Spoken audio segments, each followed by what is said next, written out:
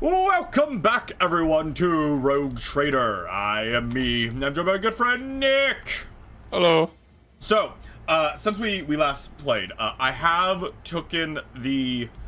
made the decision to raise our profit factor by 1 point. The reason being is the only reason we got Nick's mercenary is so that he could have his character, and Nick's mercenary is worse than, like, a character we would find, right? Like, Nick's character is worse at doing this thing than Argenta is, essentially. Because the creative characters, the backgrounds you get from them are not as good as the main characters get. Even my character is a worse version of Heinrich. Because Heinrich's special origin shit is way stronger than mine. Yeah, like, taking Cassio would definitely be better than, like, my character, for instance.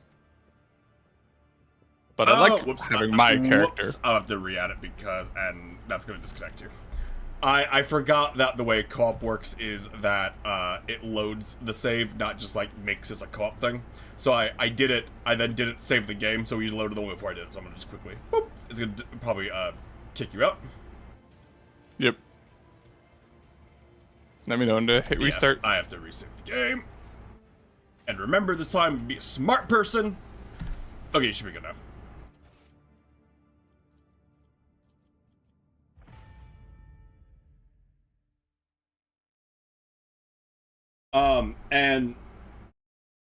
What I was saying if we were playing single player, either Nick or we would have never done it just because the mercenary character, again, they're not as good as the characters you find, which I think is unfortunate. I think I should be able to make a custom character that's at least comparable. Because I mean, like, Argenta just, like, is the same as my character, but gets, like, 5 free good feats. She has 3 free feats. All of ones are ones you want to take, so that's 3 points you won't have to spend on her. Yeah. And then as an additional thing, I don't think Recruit Mercenary should cost a fucking CP. I'm taking a guy off my ship, and in Rogue Trader standards, 1 profit factor is, per the book, an unimaginable amount of wealth. I'm saying I'm gonna pay this random shotgun guy on my ship the entire net worth of a planet to work for me is wild. Yeah. Yeah, it's like, why would I not just go and retire? I'll be honest. Okay, so we did the funeral, which means you don't need to go there. But, you know, again, it's like this guy who was a very good pirate his entire life, well enough that Abelard, a random Navy officer, knew who he was.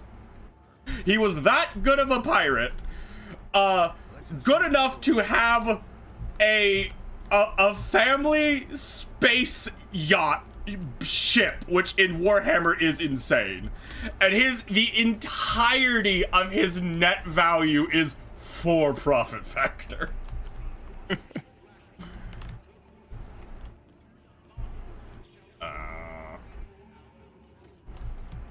Me trading the broken parts of not like the wreckage of a Dark Eldar ship is not even a profit factor. It's reputation because of just how ludicrous profit factor is. I'm trying to remember where to go. Oh, right, the Legion Palace. That's what we're doing, because I think we've done everything else in here. I mean, it's hard to say, like, profit factor in this game though, because it's definitely, you know, game balance, more around game balance than actually what a profit factor is. Yeah, it is more about that. But again, that's what we're talking about, game balance. I don't think recruiting a mercenary is 1 profit factor, because again, you are, like, would you say your character's origin is better than Cabela's? Mm-hmm. My patience, you remember the way out. Dismissed. The tall man in us. What? Mad scientist looking ass. Yeah. He's the fucking pirate leader of this planet. Or of the station, because this is not a planet, this is a fucking asteroid station. The tall man in austere gray clothes makes a show of looking past the woman he's addressing. And this is Jay, our pirate friend. We will recruit her later.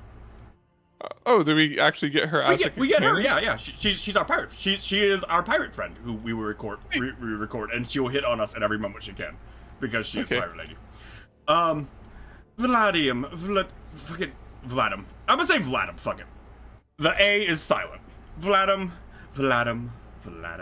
What does ye put such hush words into your mouth? You talk like you're an imperial clerk, not one of us. The woman who is setting her back to you lets out an ostentatious sigh. Then her tone changes dramatically. Where's my cargo, Vladim? Falco has it, doesn't he? So that's how you do business with your old friends these days? So you don't remember. Then the help will remind you. Guards escort her out. Hello, random guard. Her dare move. The massive guard leans down onto the woman and says in a lowered voice, "Jay, get out while he's letting you. Go drown your sorrows at the Amexis, and thank your lucky stars you're able to walk out the door. You won't get the chance next time." And we can go talk to her later, or we can go talk to her now. And she'll say, "Hey, want to join us?" First an insult, and now threats. I see courtesy and tact are no longer a valued commodity on Footfall. Oh well, I'll find myself a better deal.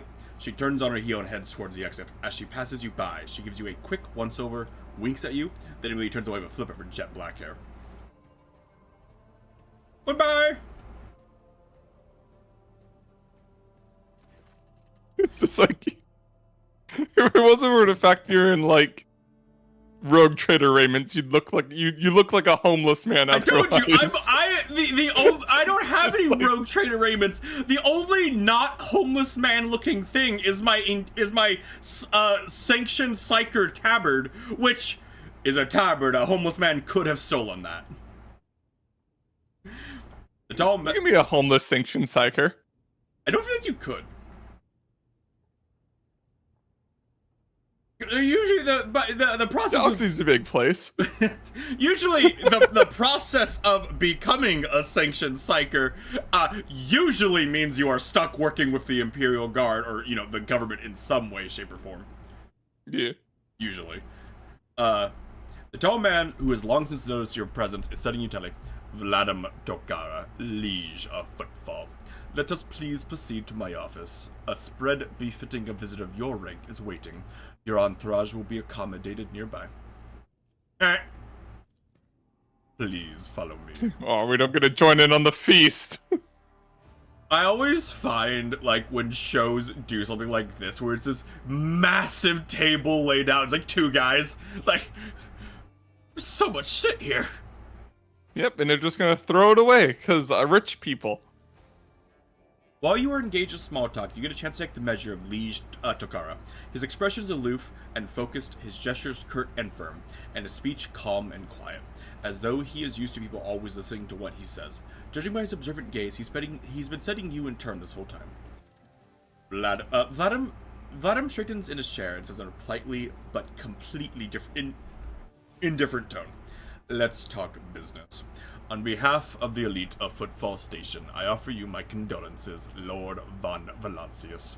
We mourn Lady Theodora's loss, and we hope this sentiment is taken as a sign of our good intentions and willingness to cooperate."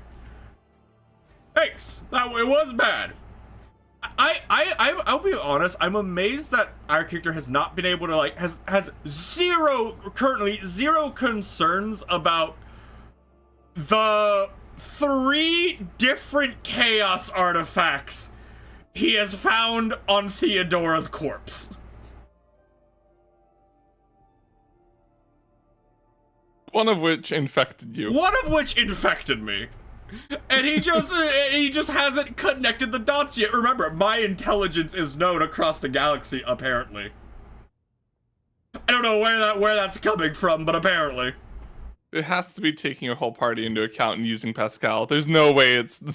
Because again, like, and nobody else in our party has like intelligence above like 35, except Pascal, who's like 80. Yeah, yeah.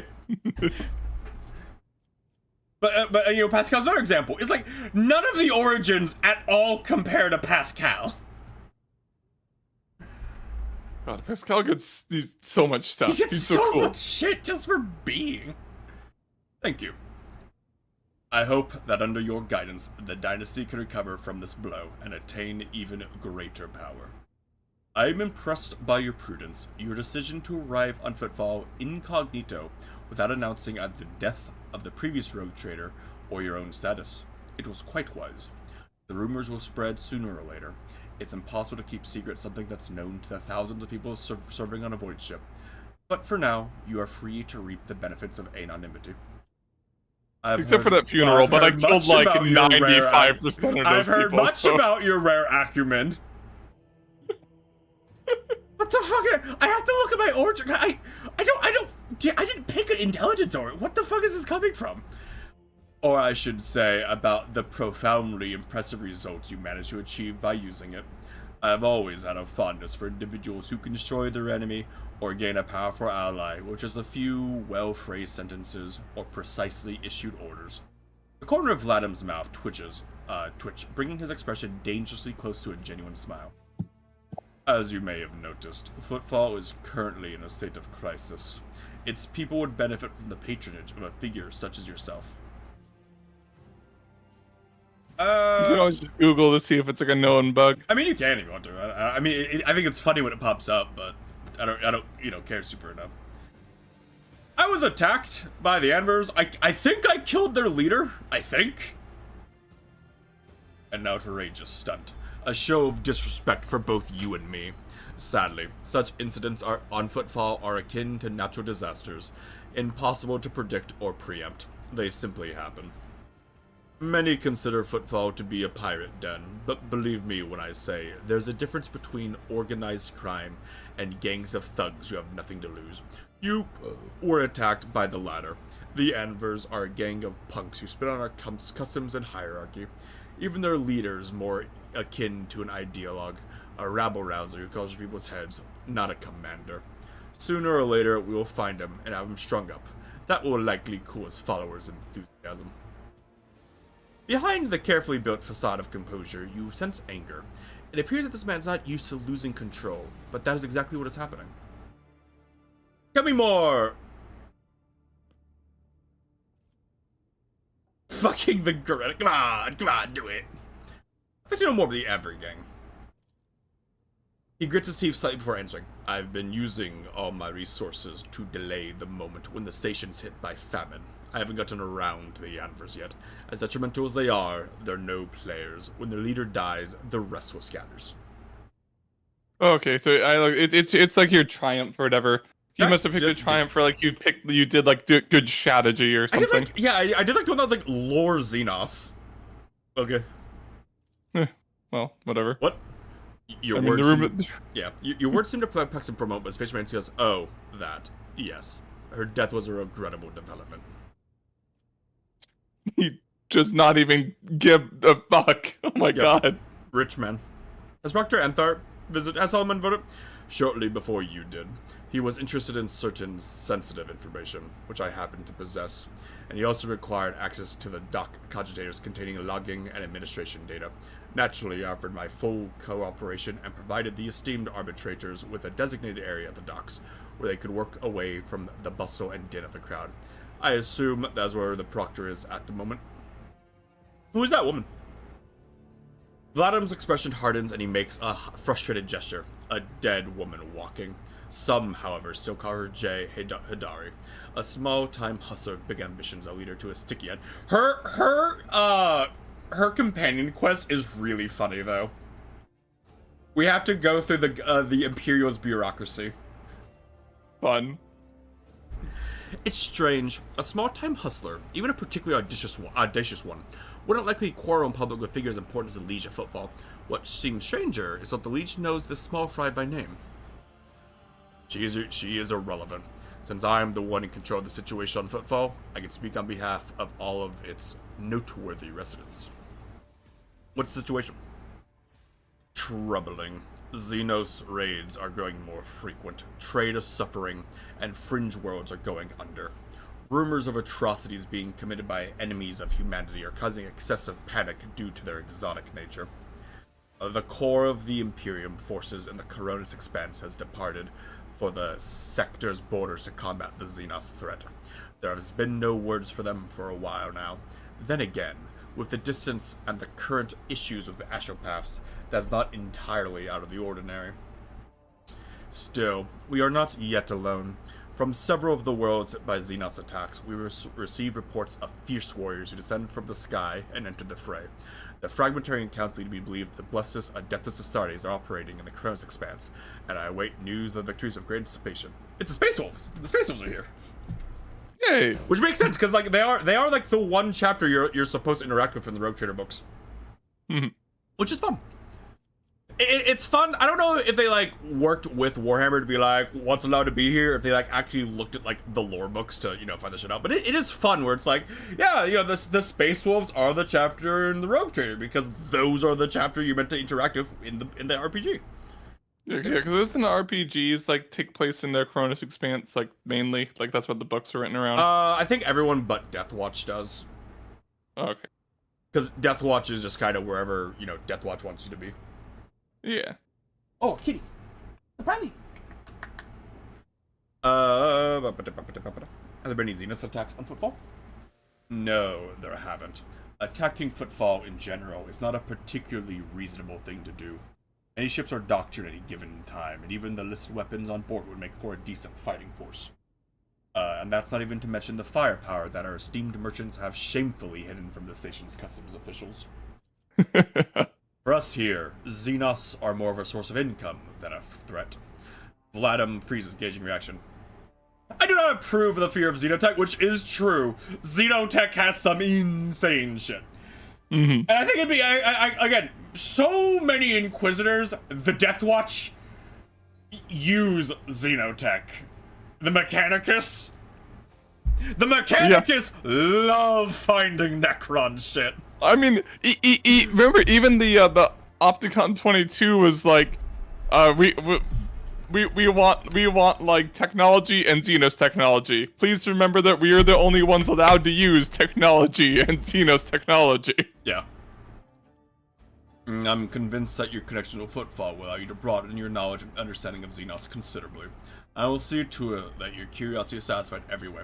What patronage do you seek from me? Protection. Not military protection, but a different kind of security. You have, of course, already encountered difficulties with warp navigation on your way here. I'm afraid the scope of these difficulties extends far beyond this area. Reports of disrupted routes and ships vanishing during short jumps are coming in from across the entire sector. Communication with the Calixis sector has been extremely unstable. Of the ships that have dived into the Maw in recent years, none have yet returned. The last ship that came through the Maw from the other side was struck by a temporal anomaly. Jump took almost 2 decades in real space-time. You have heard of periods of warp instability, including cases where the Maw would have become completely inaccessible for navigation for years on end, thus temporarily cutting off the Crow's expanse from the Imperium. Even so, Vladim's words are particularly alarming. It seems that something has had a profound effect on the Maw. You know, the malice in dictum, or what the fuck. Yeah, the one big thing that's happened in the last 2 decades of Warhammer lore. And this brings us to our main issue. Footfall is a repair shipyard and a trading post. We barely produce anything ourselves and are largely dependent on incoming shipments, especially food shipments. The station, naturally, has some reserves. The supply issues didn't start yesterday. Footfall would be obliged if House von Valancius would assist us by signing a contract for food deliveries. I can't be the only one you've asked for help. Naturally. I tried contacting other rogue traders, but the terms of House Cordo would have bled Footfall to try. And as for the esteemed Caligos Winterscale, instead of a food shipment from him, I received a transport, the Navica, packed with refugees. I had sent them off to Foulstone. So many extra mouths to feed would have only worsened the crisis further. And I suppose all these warp fluctuations must have created more pressing concerns for Lord Winterscale. And so I put my faith in you, the third and the last of Footfall's allies.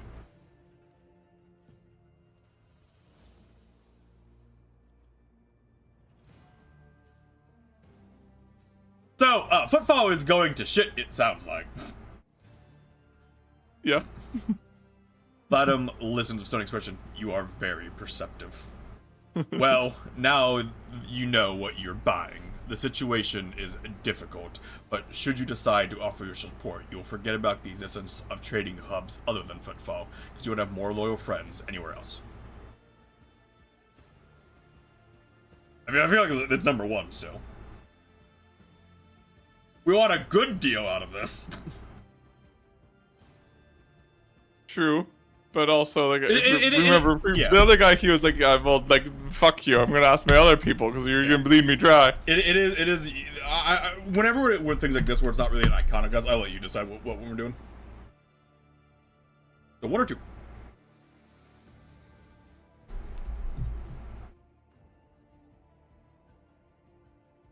Two. Let's not, like, make him mad.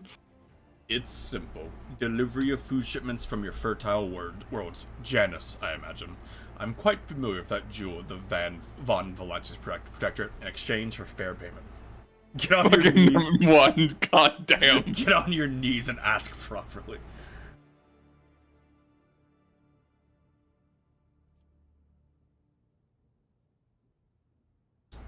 Okay, Iconoclast is nice to do Iconoclast, but however, Profit Factor is really good. So which one, Nick? I guess it's 2, 3, or 4. Or I guess 5, we won't be assholes, but I doubt we're gonna do 5. Two is funny, but like, probably 3 or 4. Let me read 4.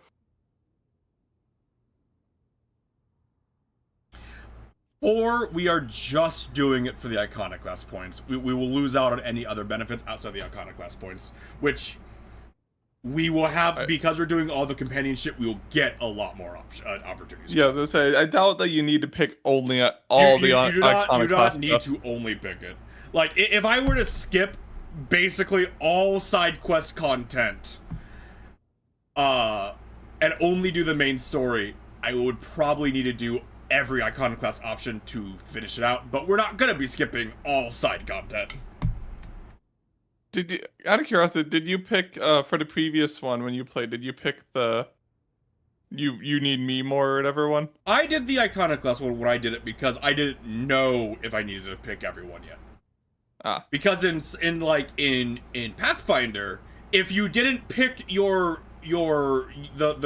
every time you had the choice to go for your path you wanted, that it would be locked out. So I was operating under that assumption that if I wanted to get the Iconoclast path, I'd have to pick it every time. But that's not how this one works. It is not how this works. Well, I guess we know this works because it's literally, it's like you can go with other ones, you just can't go them as high, so.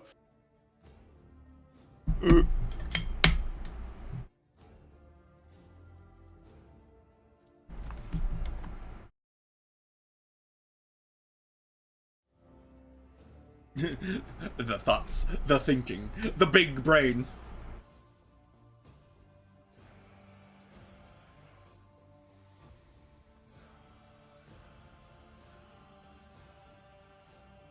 I think 3 works just because, like, it's the sort of thing where it's like, shit's really bad right now. It's like you can't really just afford to, necessarily give charity to everyone. Yep. Bloodham takes a quick.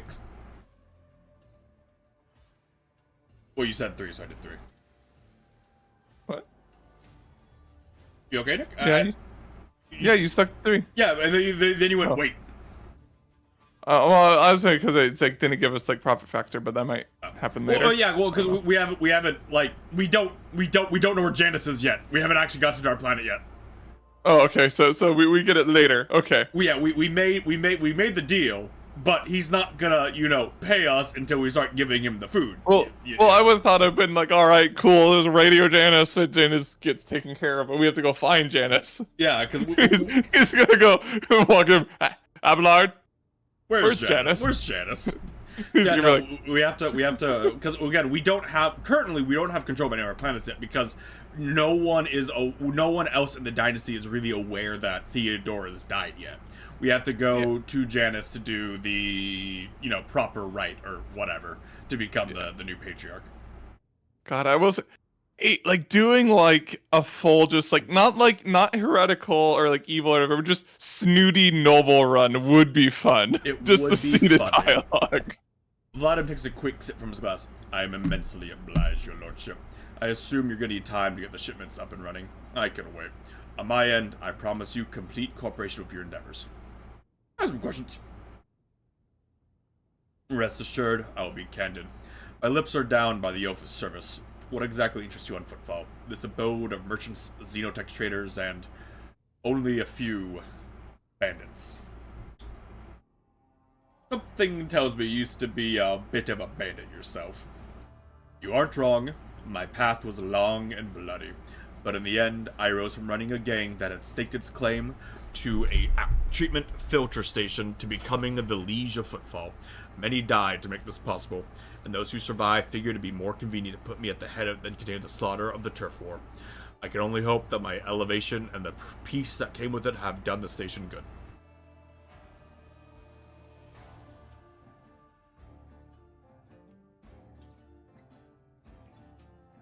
There is sound logic to this. Most of the Imperial clerks are not very, good. Yeah, I imagine there's a lot of nepotism in the Imperium. There is. Well, keep in mind, almost the entirety of the commissariat is nepotism. I appreciate your breadth of thinking. In this day and age, few choose. I mean, look at me. I didn't even know I was part of a rogue trader dynasty. And look at me now! Who holds the reins of Xeno Good Trade? The Casbalica Mission, a criminal syndicate that has seized control of the entirety of the code trade in the sector. Xenos creations are in high demand, and so every single colony has a Casbalican agent or two. Opposing their commercial interests is a lot more dangerous than using their merchandise.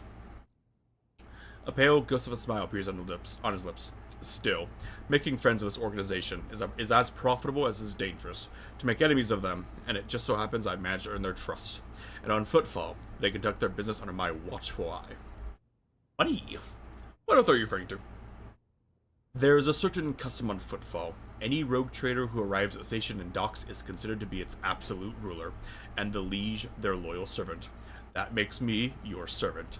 Vladim's arrogant bearing contradicts his words. However, as long as you remain incognito, it'll be difficult for you to use this privilege. Keep this in mind if you wish to communicate with the less knowledgeable inhabitants of the station. For them, you are an ordinary visitor to Footfall. Aim at Vladim's head so I can just blow your brains out. I won't abuse my right. And I, in turn, will remember your gracious attitude, and I remember when the esteemed Caligos Winterscale returns to discover that Footfall is no longer under his patronage.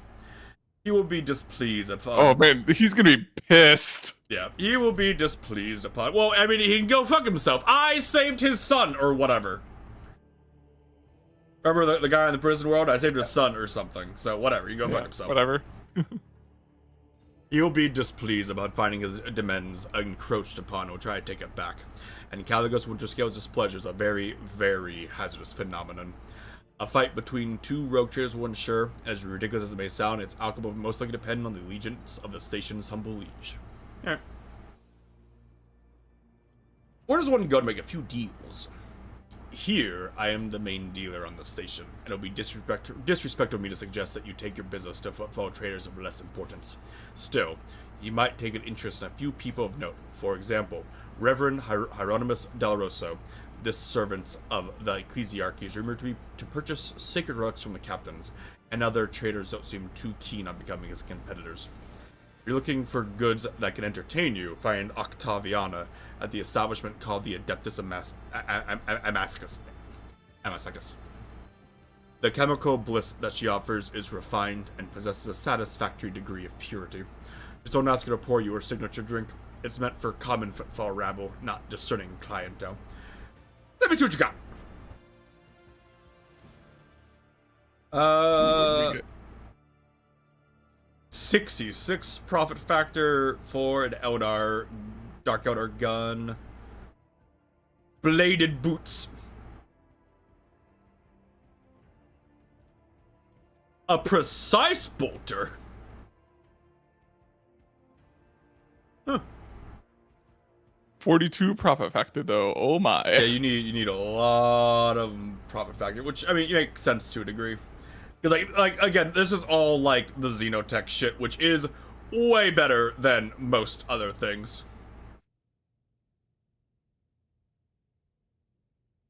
Fucking the calibrated heavy stubber, max ammo 156. Daka daka daka daka.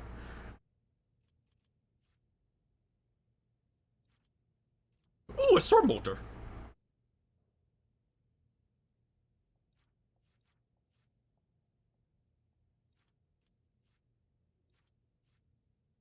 So far, the Mechanicus are still the most interesting to me. Yeah.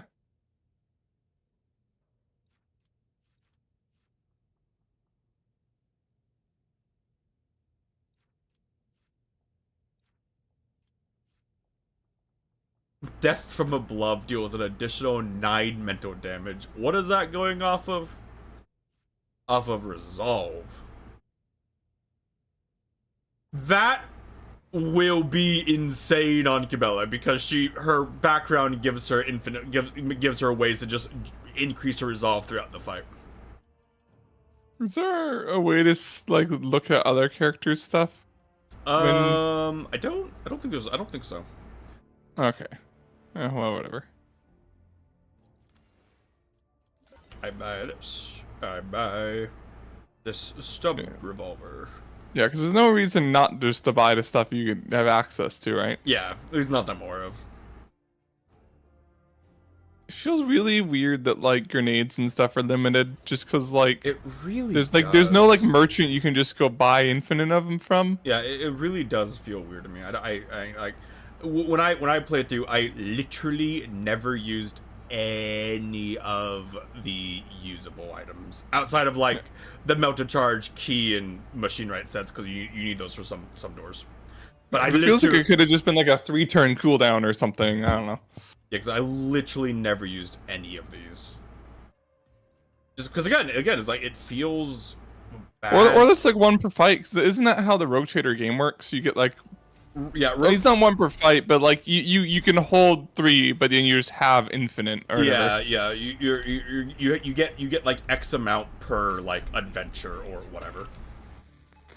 Alright, Captain. I'm pleased to report that the inspections have been completed and all identified system failures have been resolved. The void ship is ready to depart Footfall. The crew is awaiting for your further instructions, and there's also a number of issues that need to be addressed. We also received word from Proctor Solomon Antha, the arbitrator, whose God we retrieved from Rycab Minoris. He has requested an audience with you and said he'll be waiting for Footfall docks. Oh, Well. our boy. Yeah, let's go get our boy and then do the rest of the side quests. I assume around the station. Yeah, so now we have to go to talk to this guy. A well-groomed man. A young man calls out to you. He is clean-shaven and dressed in clothes that are expensive, but unshowy, with a bright aquila embroidered in a prominent spot. Noble sir, a minute of your time, if you please. I am Bastinian in Derma Bastal Corda, youngest of the House Corda, envoy of Incendia Bastal Corda, rogue trader of the Coronos Expanse, but grace of the most holy emperor.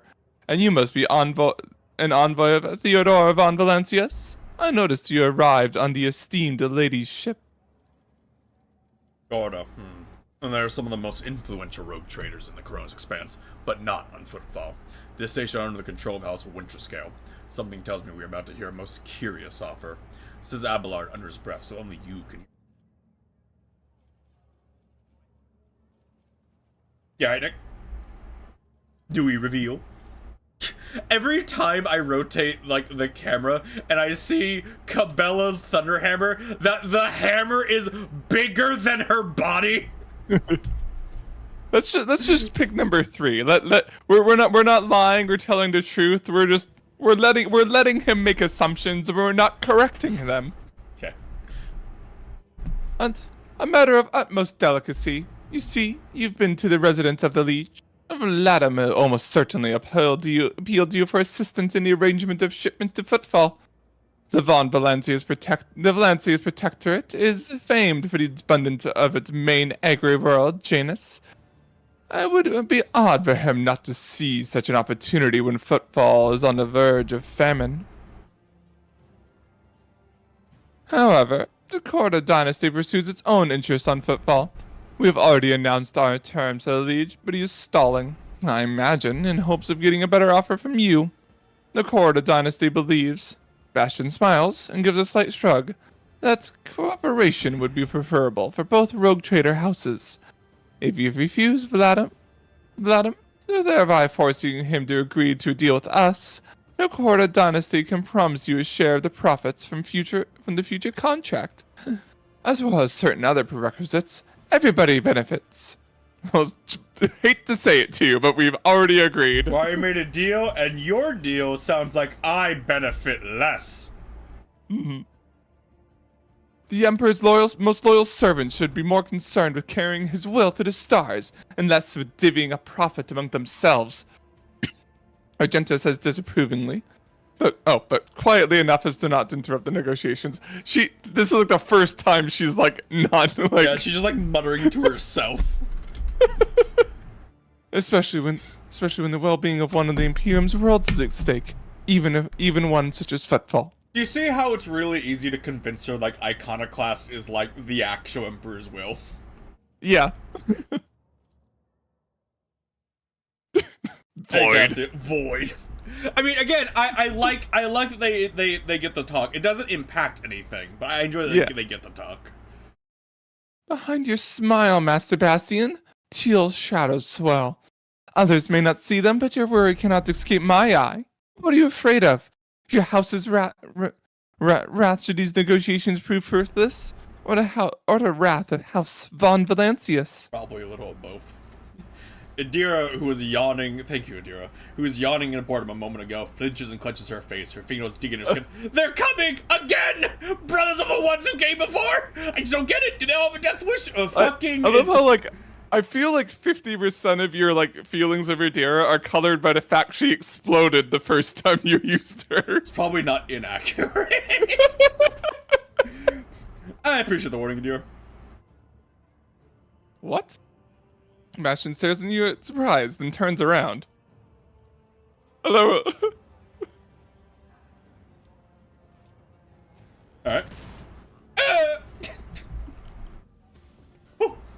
I love how they just like flop over when they die in the cutscenes. So I assume like if we didn't have without Adira's like little voice there, it'd just be like I think her being that would just happen basically. I think if it wasn't for Adira, we would have had like the ambush thing where we don't get to like position. Yeah. So it affects some things once in a while, but whatever. It's neat to have their dialogue, so. Yeah. And it's not like that's a big difference. Yeah. Like, again, they do have some impact. Like, we do every once in a while, we do get new dialogue options and like a new thing because of it, but it's rarely is it actually relevant. Like, you know, if we didn't have Abelard, we wouldn't have been able to, you know, find out who What's-His-Nuts was through Abelard. Yeah.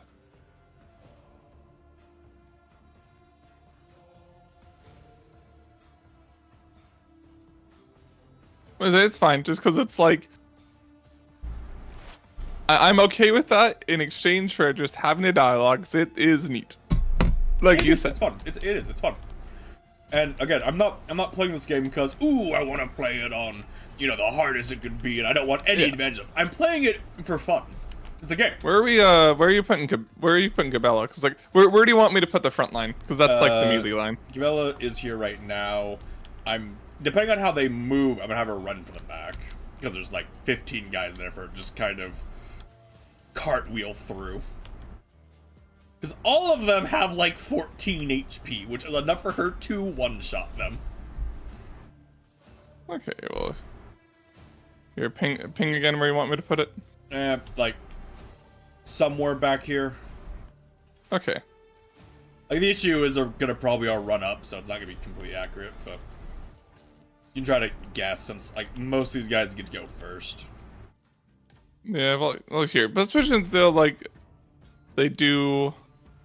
I'll put it like right, nope, there because they're gonna move, and also like there's not much point putting it on people that Cabela's just going to kill. Yeah, I need to raise Mike Percival's agility, so his initiative isn't so fucking awful. And agility counters dodge, which would be so fucking nice when we get to the Dark Eldar. I don't want to rely on my Prison Shank. My Prison Shank, which to be fair, does a ludicrous amount of damage for some reason. Right, feel like I don't need to do the. I think it's funny with the Death Circle because their starting health is like in the kill range for the Death Circle. Yeah.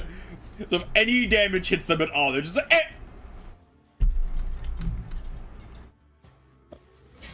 Don't have a great options with him as far as.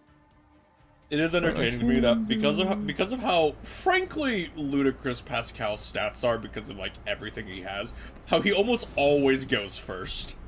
Mm-hmm.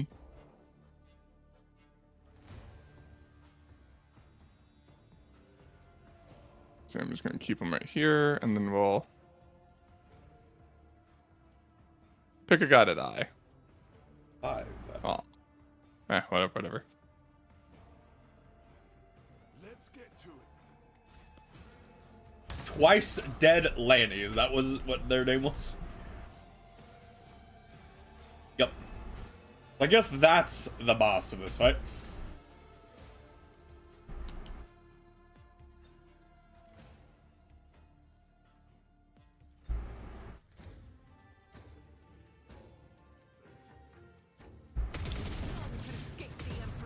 I question how Cabela's initiative is so bad every time. Her agility is so high.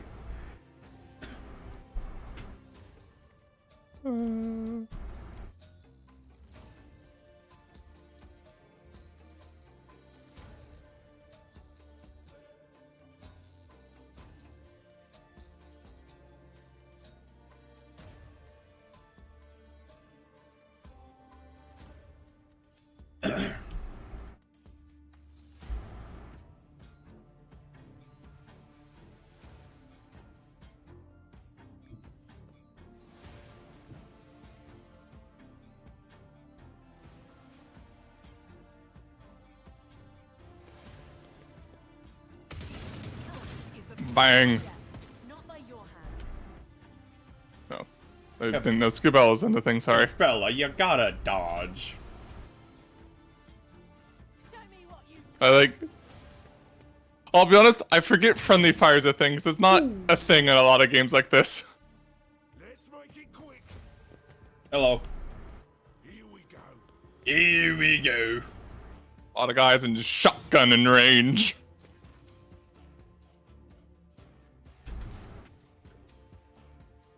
Here we go then.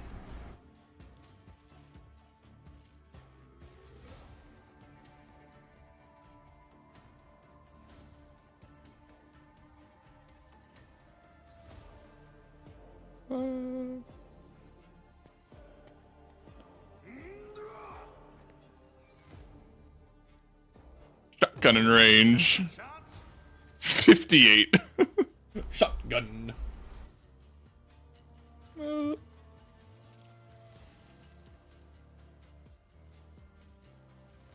Shotgun knee. Losing me was your biggest mistake.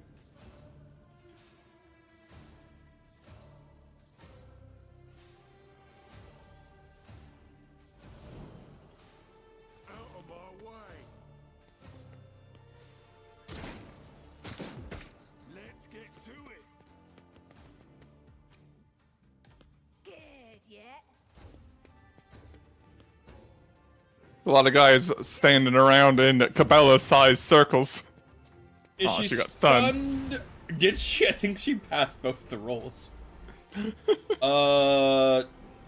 Yeah, she passed the, so she gets stunned, but her weapon skill's lower, which is unfortunate, but not a, you know, huge deal.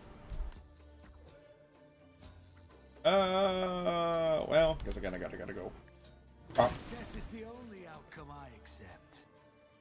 I'll see to it Perf. personally. It's as good as Perf. who, if not me? Perf. There's so many buffs. Perf. Man, like, regimental tactics, just giving a 30% damage buff to Cabela is really funny. Yeah. If we coordinate that in boss fights with Cabela's death dance. Okay, Cabela, equip your Thunder Hammer, because I just want to see this thing work. It's so big! it is comically large!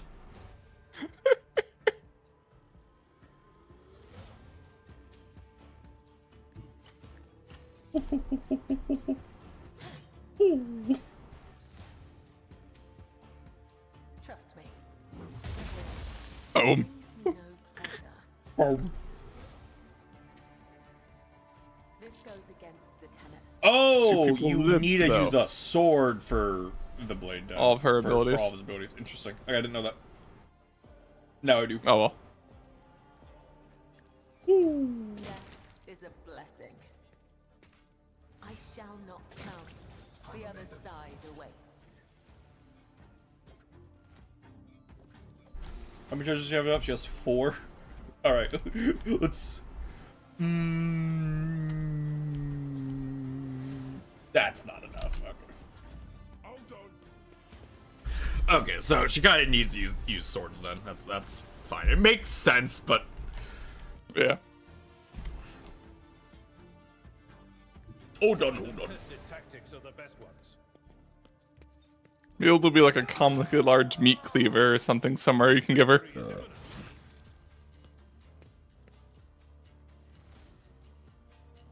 At your beck and call. Man, you can really see, like, how Abelard's... I've not cared about him at all.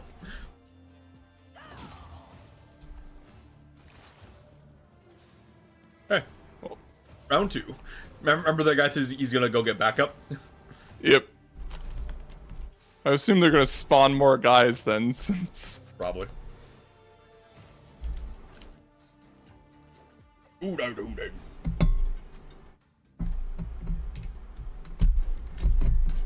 I am so sad there's no orc companion. I would love a DLC orc companion. Hold on.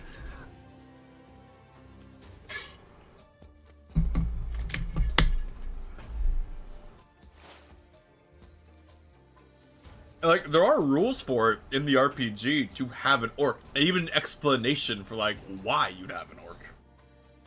Hmm.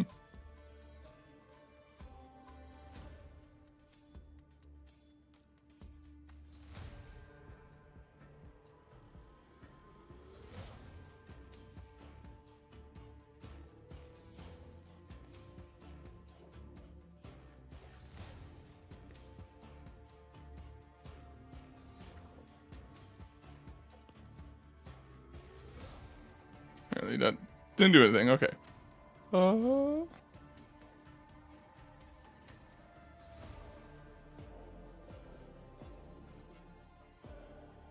Line of sight. I have line of sight to her. How do I not have line of sight to my squares? Wow.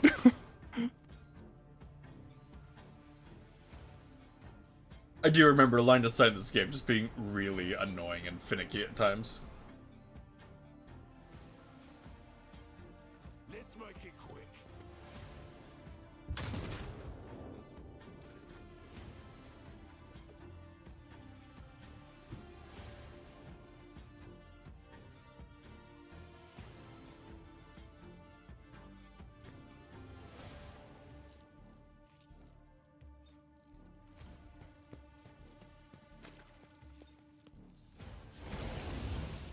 Zert.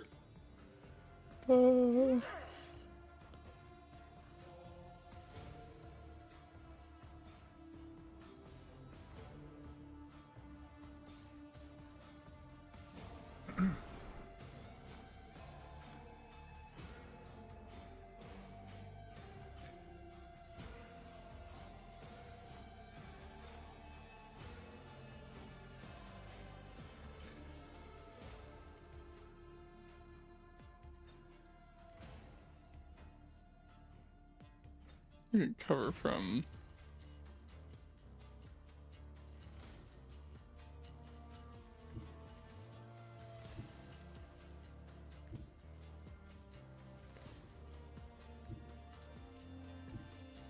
Okay. That works.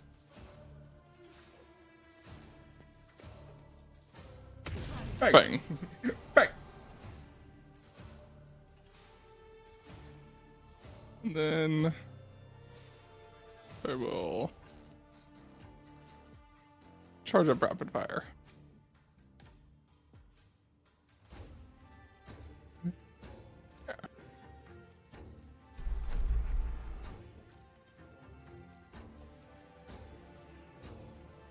Twice dead Lanny watching as like all of his minions slaughtered, going, huh.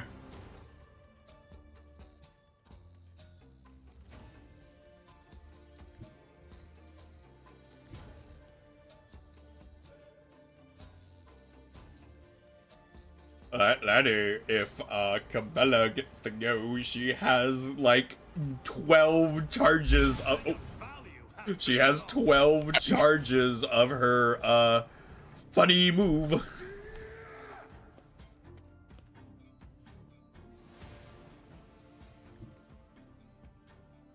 I don't know, I have like barely any move, but I do have enough move to be able to be like.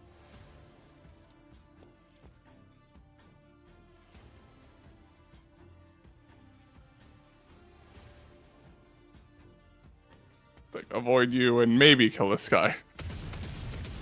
Nah, whatever. Keep in mind, like, you can just kind of shoot Percival. He is incredibly durable. Can I buffer from here? No, I need line of sight. That makes sense. I run over here. I have strategy. And I buffer. And I buffer. And then I run back over here, because warp speed's funny. Hey. I'll make it happen. Stab.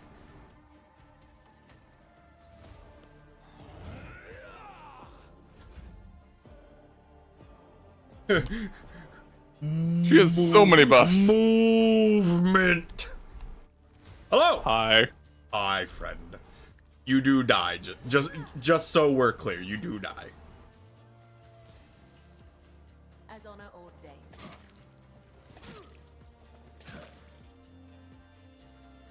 The shadows will see it done.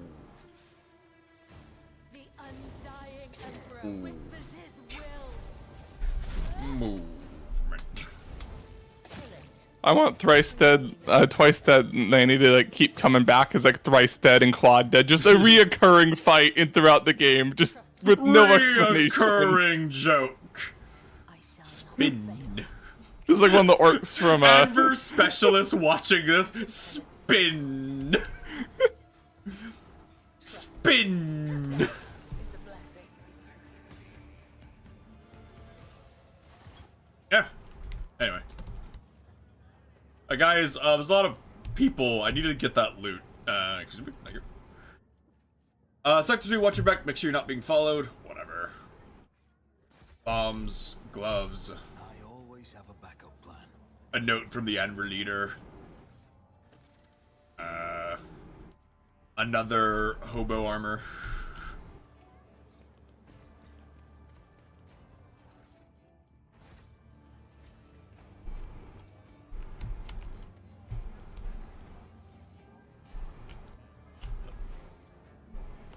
just had a normal like sniper. That's To be fair, these are gangers. yeah, but it was a named ganger. They were somewhat important. We have a lot of named people who die and don't drop anything. The named 280 health Anvil guy just dropped a regular Thunderhammer, not a named Thunderhammer.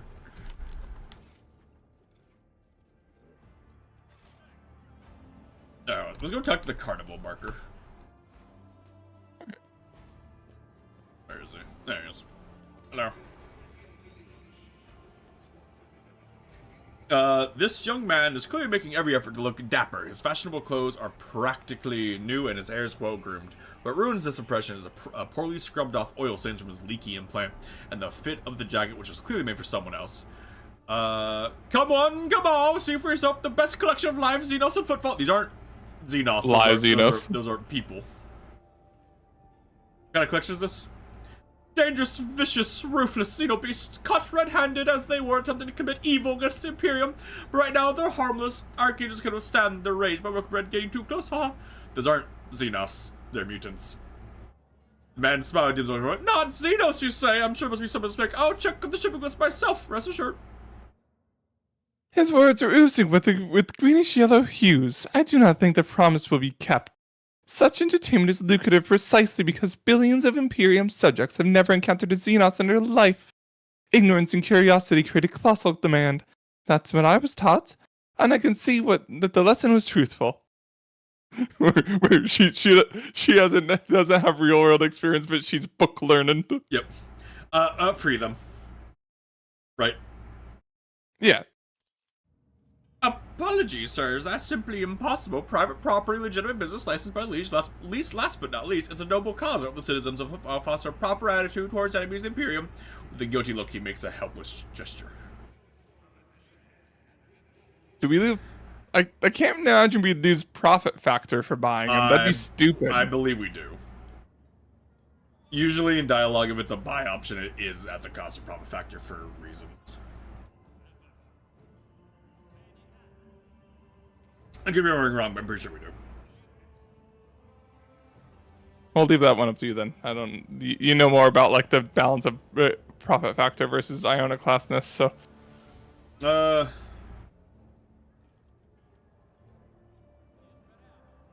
I'm gonna leave. I don't remember if it does or not.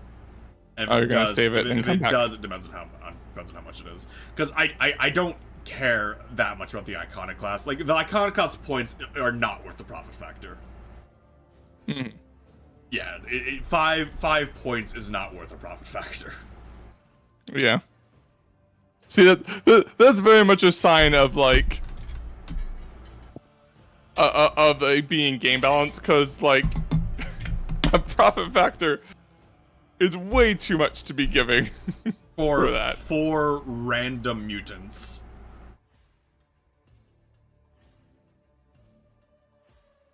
For each strength, most characters, strength bone is characters deal 5% more damage to one melee weapons and 10% more damage to end weapons. Okay.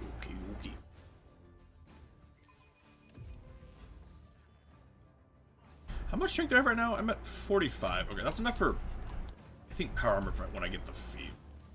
Yeah, 45 is power armor. I don't really need more strength at this point. To Legion's Palace, to the rest of. I don't really need more strength because, like, again, the strength investment for like a 5% damage increase isn't really that great. Mm-hmm. We're gonna go. The Void Dock will be last because that's where we're leaving. To the Shadow Quarters. We have much stuff to do here.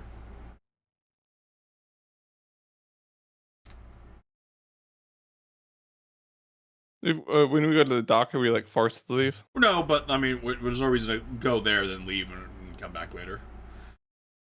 Like, you know, we'll you know, we could go there to get Solomon now, but shrug. We'll get him on the way out. Argenta gestures for your attention. Rogue Trader, I would like to remind you about the Reverend Harmonius' request. He asked us to search for a potential cultist den in Footfall's Shadow Quarters. You seem weighed down by something. What? No! Argenta shakes her head and rubs her temples tiredly. Apologies, Rogue Trader. Being here on Footfall is difficult for me. It's a minor personal weakness, but I am ready to fight as ever. It will have no effect on my combat skills. Tell me what's troubling you. I want to know about your quest to get you access to the power armor. Argenta shoots you a wary look. I suppose I could share it with you, but the tale will be long, and I will have to start from the beginning. I always love when games like have this. This one doesn't do it, but when they like, it'll be long. It was something from the beginning. She tells you her tale. You know.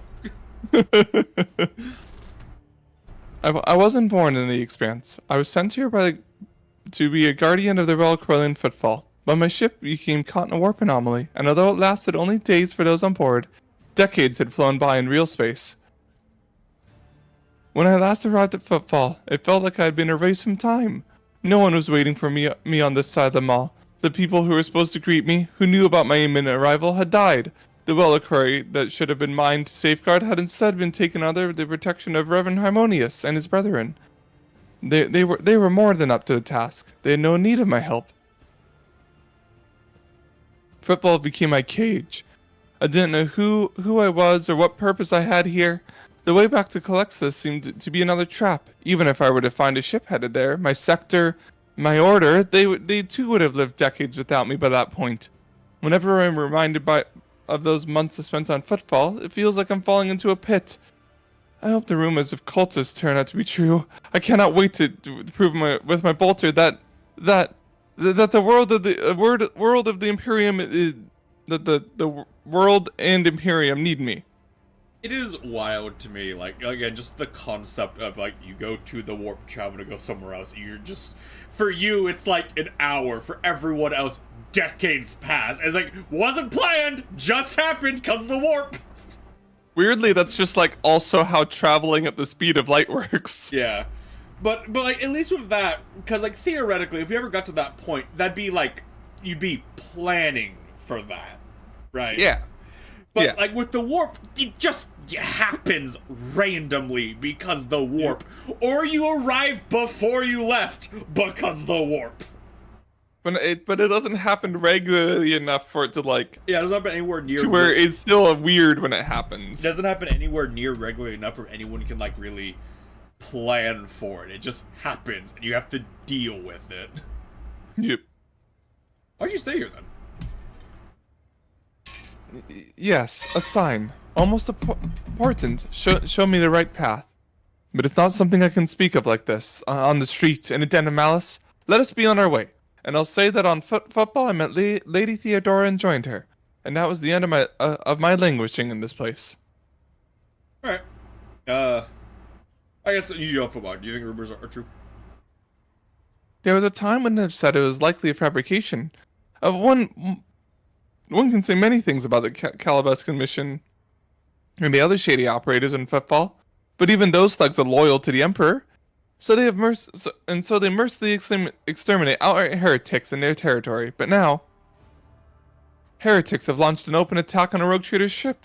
A member of your dynasty, Kunrad Voltaire, has turned out to be one of them, and Football itself is sinking deeper and deeper into madness. In these times of strife, I'm willing to believe in heretics who openly perform the dark rituals and brazenly mark their dens with sacrilegious symbols. What do you want us to do again? He told us to look for sun symbols inscribed in blue and gold. Harmonious congregation suspects certain suspicious individuals of heresy. The rumor has it this is how they mark their hideout. Alright, well, let's go. Now that I thought about it, let's get Solomon if we can, because I want his dialogue, because it will be going after heretics might be really funny with Solomon there. Yeah. I find it interesting that just, you know, because you're like basically growing up with it ingrained in you that there's just like criminal pirates, but they're loyal to the Emperor and will kill a heretic. Yeah. Well, because again, like, for the vast majority of people, like, they do, you know, they are of the opinion, you know, because of fucking indoctrination. That's like, yeah, like, oh, hi Heinrichs, how you doing? Why are you there? Where? There you are. Look, he's my dog. That means he's joining us in a second already. Doug. Well, no, because you was your dog on the ship too. Hey. Responding to my request. Oh, you're voiced. I'm here on the orders of Marshal Strax to ask for your help. We are in pursuit of a TIE thief. We must board the thief ship, execute the heretic for his crimes, and return the sacred tribute to the protection of the Adeptus Arbates. The reward for your assistance in this matter will be the thief's frigate, the Heartless. Oh, awesome! In the original game, one of the planet upgrades was to give you an AI-controlled ship during the space fights. and it was the only one you got in the game. So getting a second one is actually kind of cool. Yeah. It doesn't like really impact anything because it doesn't. It just makes the ship fights easier. But it's fun having Because they have to be balanced turn to you not having it. yeah. So. But it's fun having them there. Yeah. I enjoy. It's nice to see you, Solomon, and you too, Dougie. And then the other one, I knew you'd be back. Plato, speak. Not every cybermaster receives a personal greeting from a rogue trader. Such an honor warrants a response. I mean, to be fair, Don't. if we have to do his quest first, I'm not entirely opposed to that, honestly. I kind of thought he'd be like, can I, we have reason to believe, blah, blah, blah. Can I join you for this? And then, that'd be that, not Yeah. join us on this assault on an enemy frigate. Alright.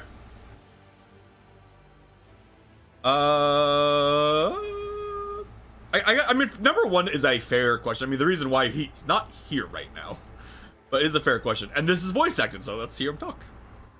Yeah. I did, and I was rebuffed. As rogue trader Winterscale rightly pointed out. You don't need to turn up the voices. The voice is so quiet.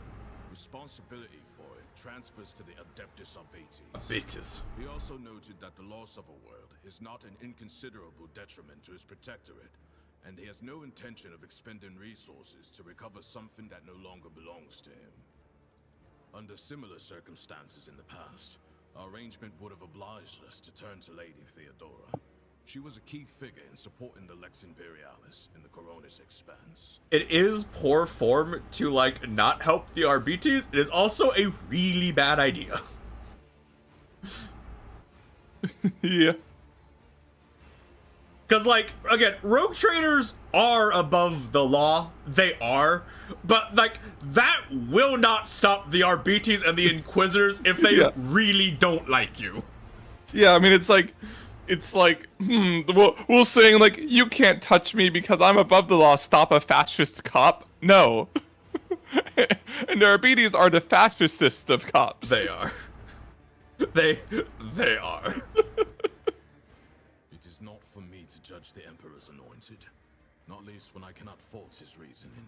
I should join you, because I want to make Glido just, like, incredibly strong. Captain Sargona and his flagship, the Heartless. Hey, Solomon, I do have to hate to break it to you. Whenever you join my party, I am gonna respec you so I can make sure you actually spec correctly. Because the game has a tendency of when it gives you, like, level 18 allies, they are not spec'd well. Mm-hmm. Because they want usually when they give you higher rank allies, they want them to be able to do, like, multiple roles, which I'm sure you've seen. If you got, if you were to be given, Argenta and she was spec'd to be either a melee or a gun, neither of them would be doing well. Yeah. The Mundus Nolus, the exact location will be determined with the ship's augurs in the winter system. Okay, so not further, but The Heartless is escorted by a small flotilla. You'll need to neutralize it in order to capture the frigate. Arbites strike teams will land on the upper deck, while your boarding party handles the remaining bays. My squad of arbitrators will take on the most difficult and dangerous part of the operation. The ultimate goal is to capture the captain's bridge and interrogate and execute Sargona. I do love our BTs in, like, Warhammer lore, just because, like, regular cops are a thing on planets. But, so it's like, there's, like, the regular, like, EDF Imperial cop, guardsmen, our Which are soldiers. Our BTs, and then, like, Space Marines in, like, the term of, like, escalation. Yeah, because I imagine Arbites are basically like the feds, essentially. Yeah, more or less. They are like the secret police or whatever. They get all of the cool shit that isn't meant for Space Marines. So like, is an Arbites like one for one like better than a guardsman on average? If they have their equipment, yes. And Okay, well, I guess like in that- general, if their that goes for guardsmen, their too. training is better and their equipment is better. Okay. Yeah, I guess because I don't know, because it's hard. It's hard to. You have to remember, like, the guardsmen are like the best of the best of the planet's PDF, basically, and Yes. the PDF are just like are those are true shit tier guys. Yeah. No, the RBTs are like, in like the power level of humans are pretty good. Yeah. Tell me about the ship. The Heartless is the enemy flagship. It has been corrupted with inhuman technology, but you have the necessary resources to purge it of Xenos filth and make it serve the... I mean, I'll be honest, even though selling it for profit factor would almost guaranteed be better, having another ship is fun. Lining up to take it off your hands. Oh man, he's gonna be real upset when you keep the ship with its Xenos technology. Expert on ships, but when I questioned the captains on Footfall about the Heartless, they were almost salivating as they listed its virtues. Purifying and removing a ship equipped with blasphemous modifications from the hands of apostates is the sacred duty of all servants of the Omnissiah. Counter offer. I get the ship and you join me. That's so good.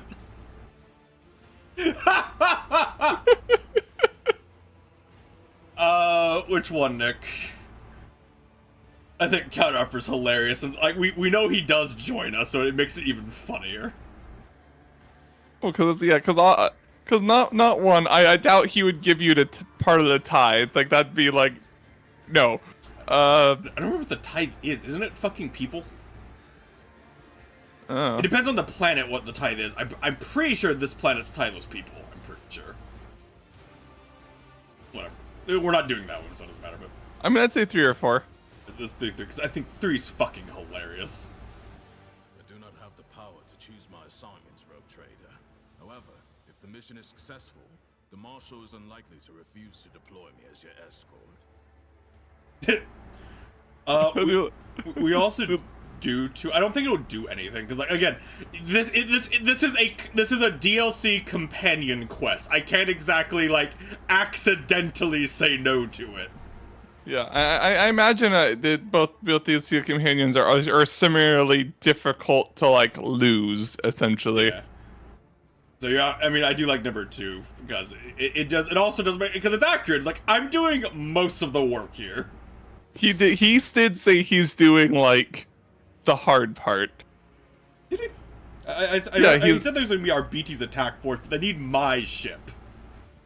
Yeah, but they're using our ship, and but then like as far as the boarding part, he's like leading to like the bridge to like to like do the dangerous mission. We're just taking care of like the bays. All right, so do you want to do 2 or just say I see? And we'll I'll leave it up to you. Okay, let's do it. I just want to see. I for something like this, I just want to see what the dialogue is. Yeah. What I am offering is the coordinates of your future trophy and a team of arbitrators to help you take the vessel.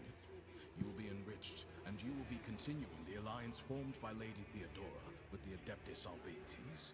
It is for you to judge the value of this opportunity. All right. Tell me about this thief. Sign. Transfer the latest data. Price. Hologram. This one has the complete file. Give me the rundown on this random guy who's had a. He's like just stares at. Yeah, I am illiterate, but I can't tell him that. Yes, very, very good. Yes, quite. He is a former privateer and a fugitive psycho.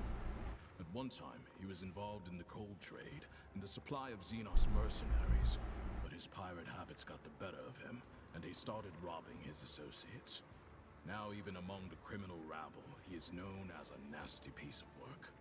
Something of an achievement, you will agree. Sargona is cunning, cruel, and unpredictable. Study file. Sentence. Guido Sargona. Homeworld unknown. Psyker. Specialty pyromancy. Formally sanctioned. Formally sanctioned. That's the thing. Abandoned his post on privateership and joined the pirates. Confirmed links to Casablanca. Xenos alleged heretical cults. Also implicated in at least 15 attacks restraining vessels. Status alive. Study hologram.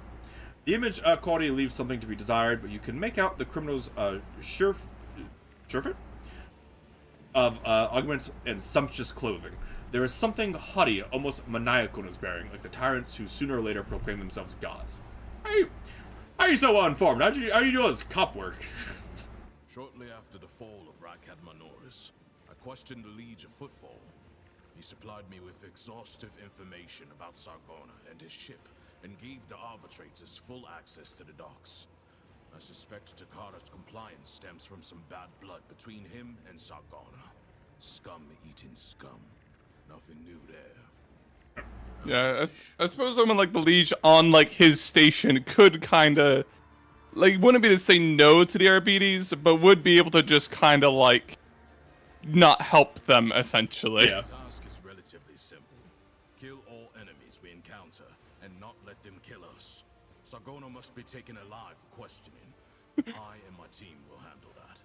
They are coming. One There. Kill them all. Kill them all. The following call signs will be used for Vox communication during the mission. You will be Rogue Trader 1. and I will be DX1. I also request you use RBT sign language throughout. Non-verbal commands are faster than speaking and will allow us to catch our target unawares. Here is a short list. I dislike my call sign. A rogue trader needs something right. And perverse eagle, for example. God. We're not doing that one, because that's not what we've been. But holy shit, is that funny. Gotta freaking save during dialogue. 'Cause I would love to see his reaction to it, but we'd have to do all of this again, so eh.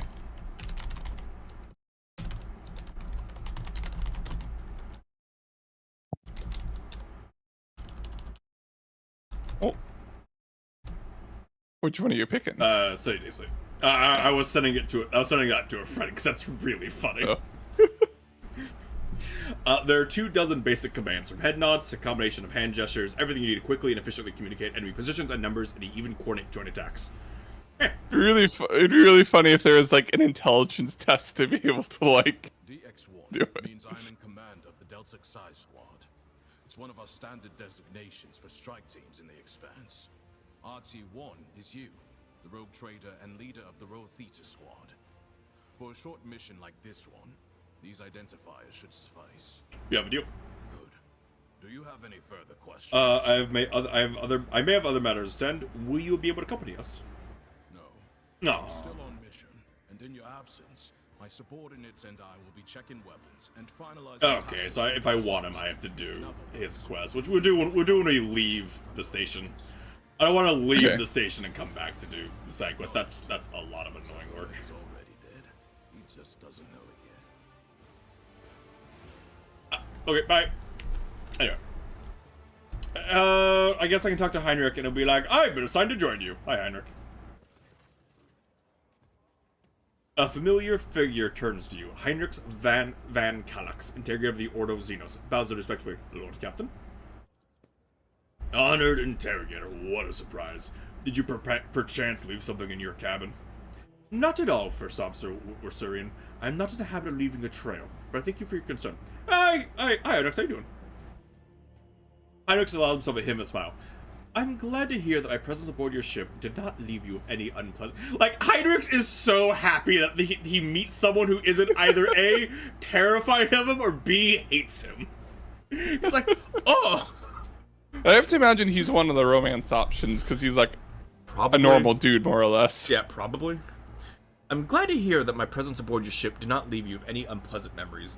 I hope your disposition won't change once I explain the reason for my visit. I was able to contact my mentor and report the tragic events that had transpired on Rykad Minoris. I also received some information from my agents regarding the movements and actions of enemies of humanity, including the Xenos that we're assuming were involved in the theft of the star. According to their findings, the threat now hangs over other worlds. This time, yours, Lord Captain. Heinrich's clears his throat and begins in a pointedly official tone. By the order of Lord Inquisitor Xavier Calcesar, whose duty is to stand sentinel over the Kronos Expanse, the rogue trader of House Von Valanci is to take on board the agent of the Most Holy Inquisition and provide escort and support in deeds great and small that serve to safeguard the territories of the Imperium against its enemies. This decree is effective immediately upon announcement and remains in effect until decided otherwise by His Excellency Calcesar.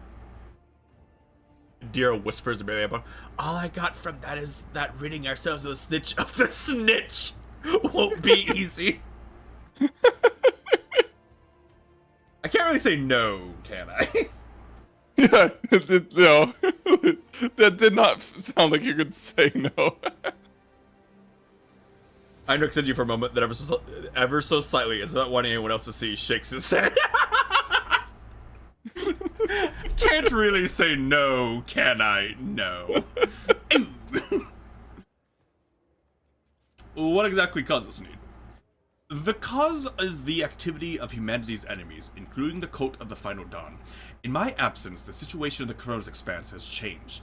I have received an exhaustive report from my agents. This heresy has taken root in the region where the Von Volantius worlds lie. You probably already know about the fate of the industrial world of Kiava Gamma. If not, then I will share what details I know, but not here. Better talk on board where I not be overheard.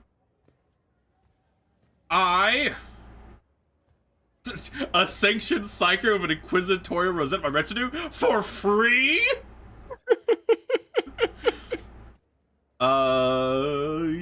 I welcome you. An answer befitting a righteous servant of the Emperor. If duty has brought you aboard the rogue trader ship once more, then as such is the Emperor's will. Welcome back, Interrogator. Thank you, sister. It is an honor to be traveling with one of the blessed Adeptus Sororitas. Master Von Kallax. Cassia's voice is brimming of genuine joy, which she immediately hides behind a facade of highborn primeness. Since you're with us once more, I do hope you find time. You will find the time to finish our conversation about the literary works of Kronhaller the Blessed. I will make every effort, Lady Orsello. I must also deliver this to you. Heinrich pulls out a sealed letter. The Lord Inquisitor specified that the contents of this envelope are for your eyes only, and ask you to read it as soon as you have the time. That is everything for the time being. Are you headed to the ship, or do you still have business of football? You can join me. Alright, Abelard, on to the ship. Heinrich, with me. But I absolutely love Cassia. She's fun. She is fun. She was in my party, like, the entire playthrough last time. Because she is incredibly useful. And her dialogue is fun. I mean, I'd probably, if it wasn't affecting you, like, I bought my guy, I probably would have Cassia. Oh, he doesn't have the upgrade for, you can't do it out of order. Yeah, you can't do that out of order.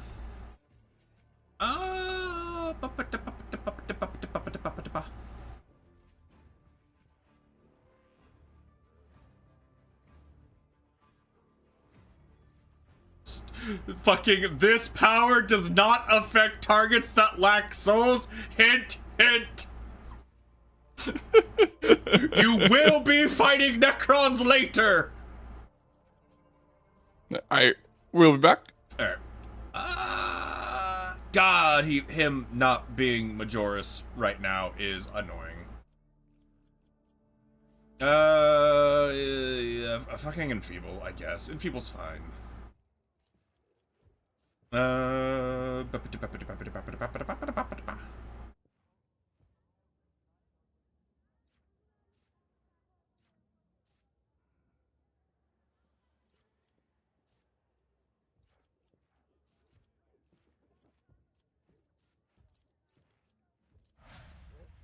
what do you have? Do I care about what you have right now? You took the buff, which that's fine. Weapon skill, Medicae, it's fine. Heavier proficiency, it's fine. Lower Xenos, weapon skill. Morris, Invigorate, thick skin. Okay, yeah, these are fine.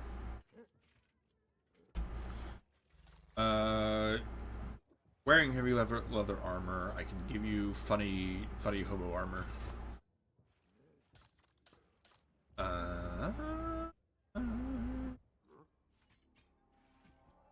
Guns are fine.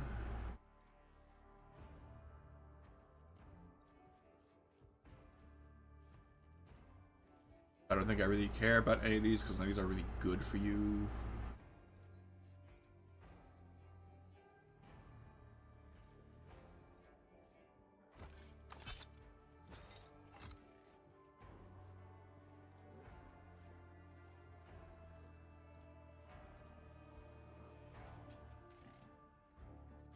That's fine. Okay, outside of... ooh. Vroom, vroom. That's such a tiny chain axe, oh my god. I don't think... The Four Swords' main benefit is like the slightly extra damage because it's like the parrying weapon skill thing. I'm back. Hello, I've given Heinrich's chain axe because I thought that was really funny. Mhm. Do I have a good offhand? I could give him the shotgun pistol because that'd be funny. Where is it?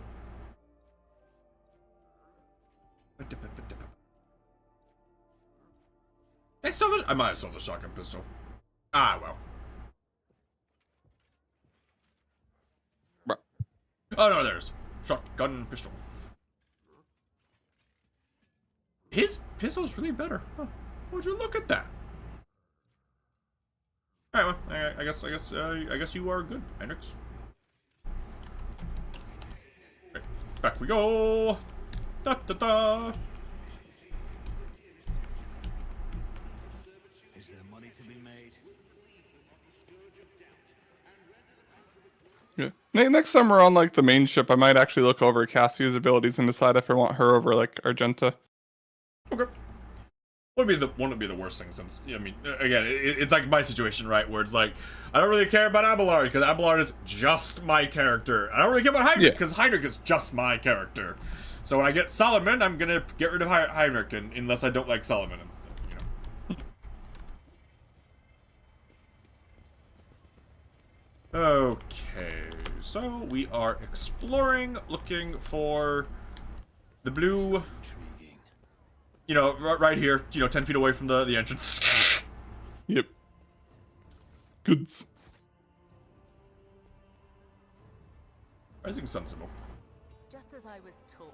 The fake door sec to the mine trigger.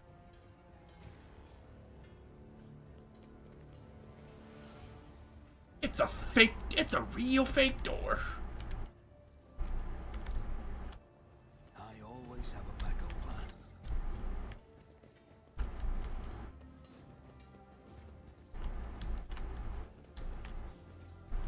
This could be an opportunity. Spearing. Trying to find, the door. Watch out. Look at all these. They really weren't, like, subtle. They put these fucking stars everywhere. Mm-hmm. I do what I must. This real fake door. Keep your wits about you.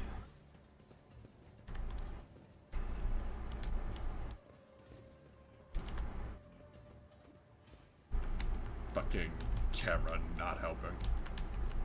Yeah.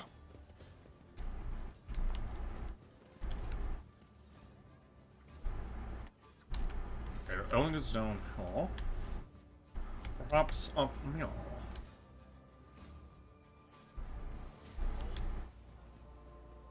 Oh, I found one.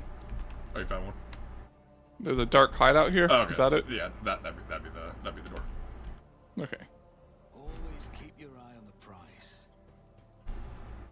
Into the door we go!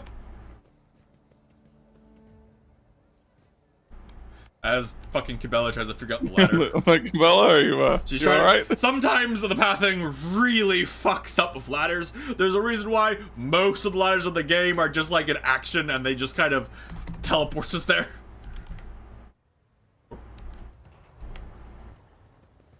I love real fake doors. Hello, friends. Anvers. Oh, hey. I guess we The man with the shake. we accidentally the boss. Hello. The man with the shaggy mop of dark hair is dressed and armed, about as well as everyone else in here, and yet he is unmistakably the leader. He takes a step toward you. He chuckles. He spreads his arms wide in a welcoming gesture. My guests, what a joy it is to see you in my humble refuge. I see you've come here to be introduced to the truth. Which will you choose then? Words or fire and metal? I'll be fire metal. It's like, you already know the answer, heretic. Or, yeah, when his sister walks into your heresy den, you kind of know. Argenter grasps her weapon. I'm more fond of fire and metal. Good. Fire and metal are the essence of life. People aren't worms, and we are truly alive only when we're ripping our enemies apart. Do you even know what our name means, outsider? Football calls us the Anvers. Did you not stop to look, listen, learn? The man pauses and half closes his eyes and proclaims in crude but clear High Gothic, Alexio non valiant. Help will not come. The maw has closed. The Chronos Expanse is on its own now. A new era has come, and we are its sovereigns. Okay.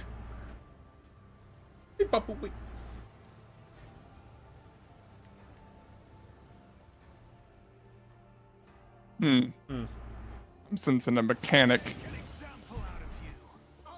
Oh, it's a smoke. It's a poison room. How bad is this poison? 10 toxic damage each round. That's a lot. To be fair, Is it the whole area? It's probably the whole area. Yeah. To be fair, we do end. Yeah, we can if we get to him, we can turn on the ventilation. As like, to be fair, we end most of our combats within 2 or 3 rounds usually. Yeah. Well, I have a whole lot of space to put guys. I think he's just really far back. Yeah. That's fine. He goes first, so we can just like I can put him there and run him forward. There's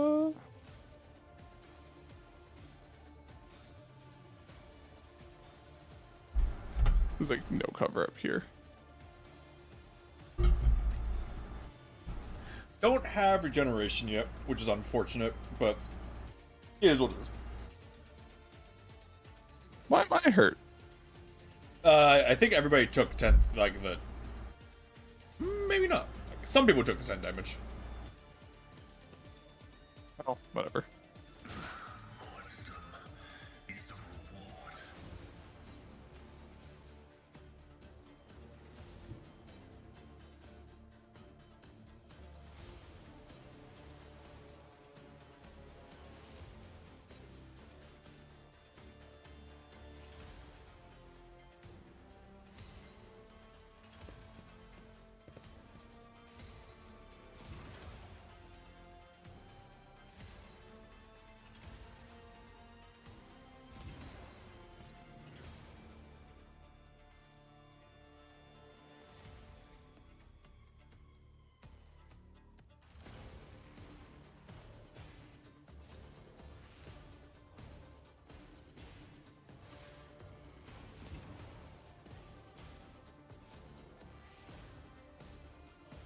Let's see.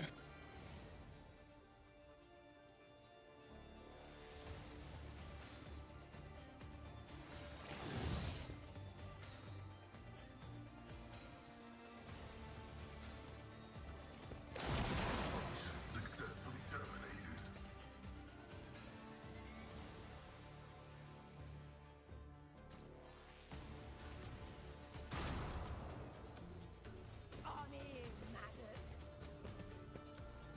Flesh is weak, yet iron knows no pain. Here we go.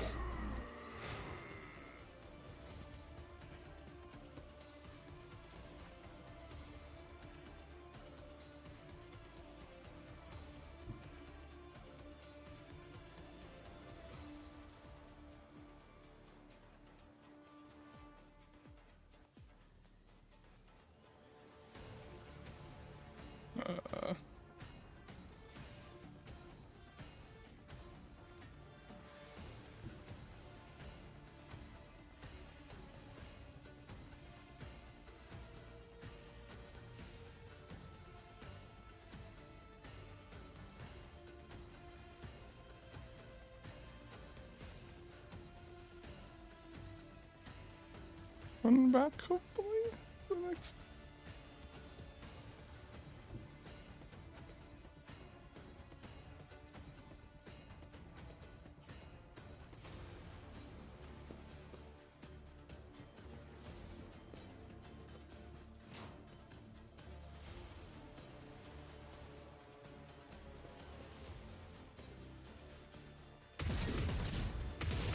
Get prone. Let me stand up. Oh, I don't how I miscalculated my thing. Well, oh well.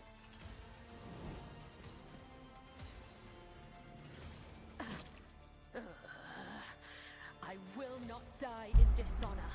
Can she make it to the thing? Yes, actually. It would take everything, but Probably worth it. I am your blade and shield.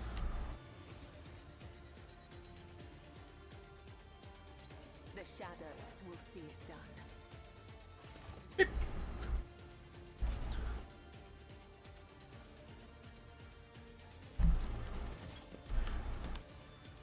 and back to my hiding space. Very silly.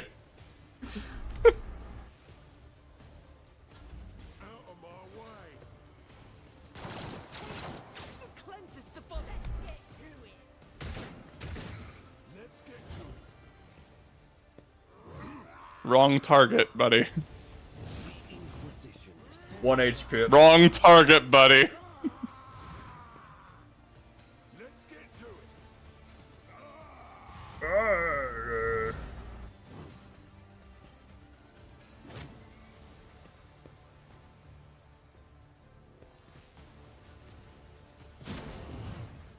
Rude.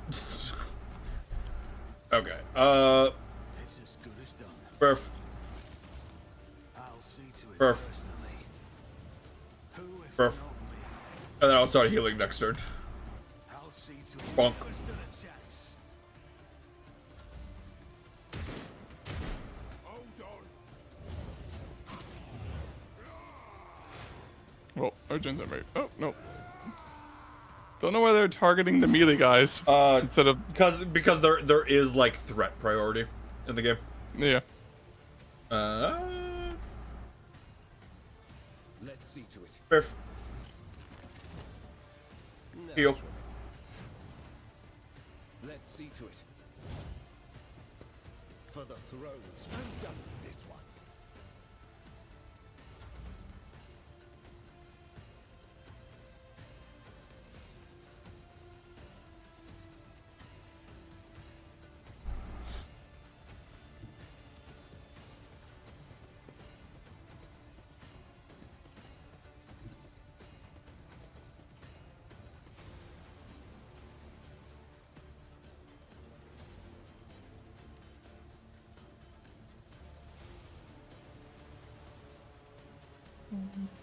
Two, three.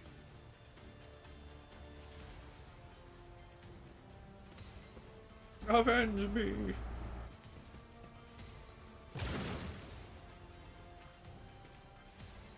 Nice. I still get more move because my boots. The booties. All right.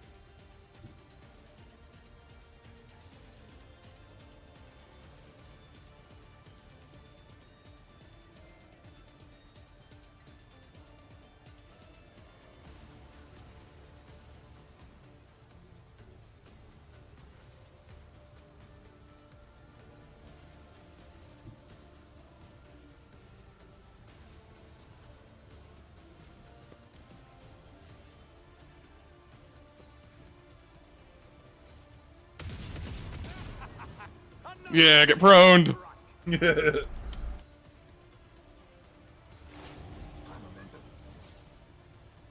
What does overheating do? I believe it means you can't shoot it. I believe. But I can shoot it. Is it overheated right now? It doesn't say it's overheated. Maybe Vexcal's the thing where he doesn't overheat, and I just like didn't. No.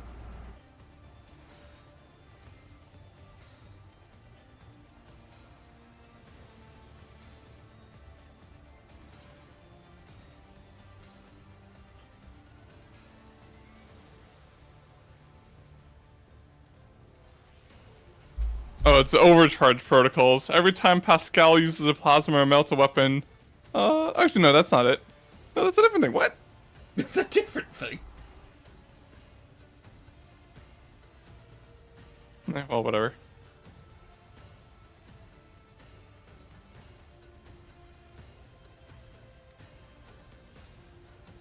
Well, move front line. Oh, I can't. I don't have line of sight to move it there. Line of sight to move it there. Find the pixel. And then.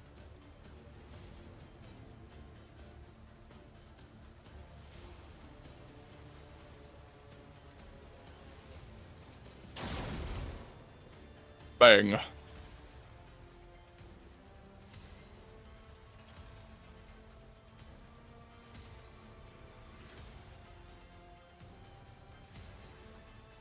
Yeah.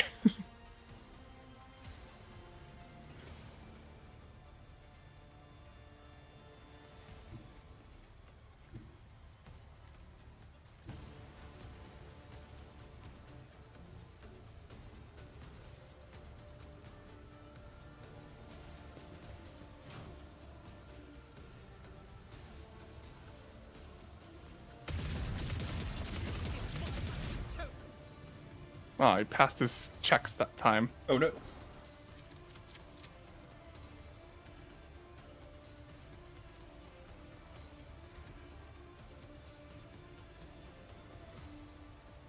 Alright,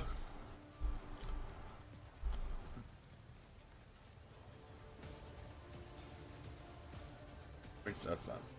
So I have her run up to him. Honey, do a slapper. Do her fun jump around. Jump around! Stop parrying! There. The other side away. You stop parrying. You too.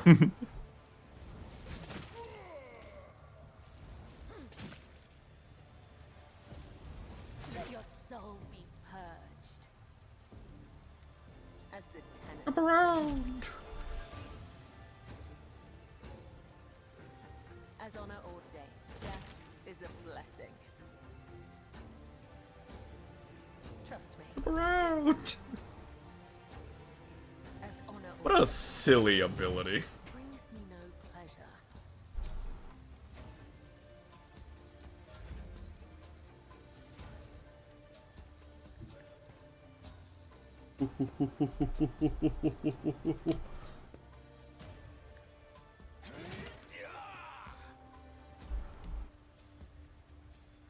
I refuse. Too far away, really? Unfortunate. Biff. On it. Because it's funny. Pascal. Movement.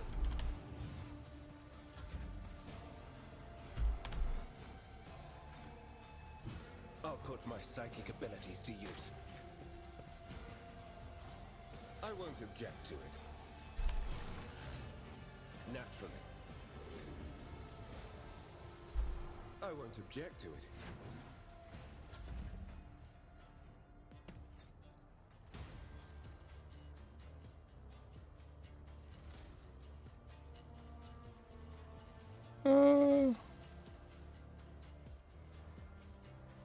Is there only the one guy left? Yeah, just him. Okay. Because Gabella things. It's Kirella thing, yes. But, no, there's a shooty boy, so I can be like...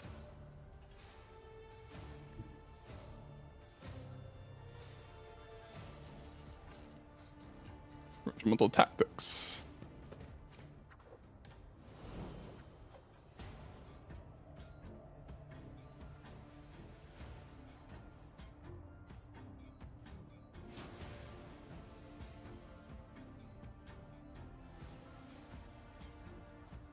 Daka daka daka.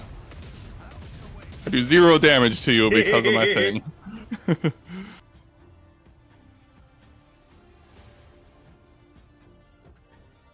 Oh, and my thing activated. Yay. Bang bang.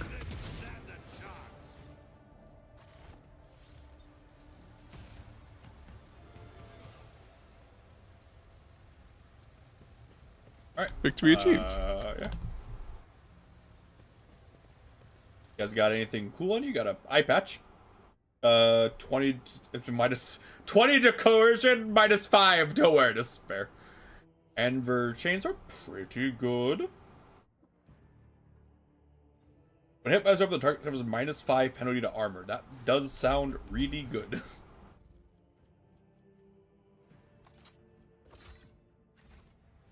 Because lowering armor on some like the actual bosses would be kind of crazy.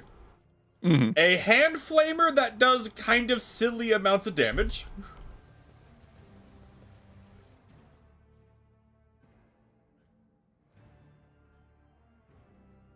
Yeah, that's more than that's more than like my normal flamer. Like I said, kind of a silly amount of damage. Boots that are also kind of silly. Like I said, that's just the end of the round. But that does help relieve lethality, so it is stuff.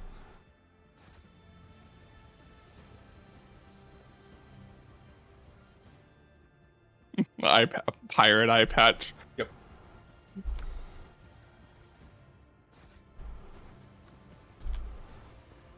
Very silly.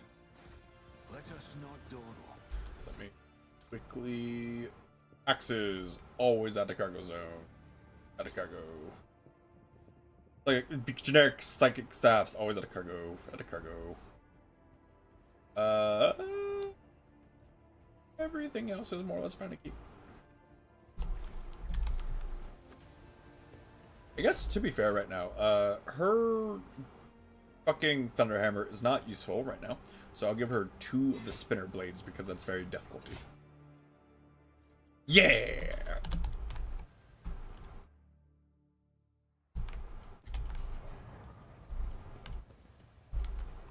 So apparently plasma overheat is just like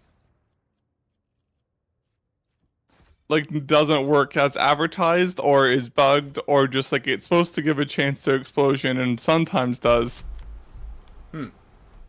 I think it seems like before it would just disable the gun for a couple turns, and now just like if you use it when it's overheated, it might explode.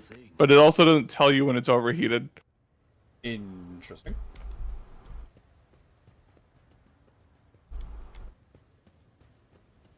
Oh, got games never change. Is there money to be made? I guess that was it.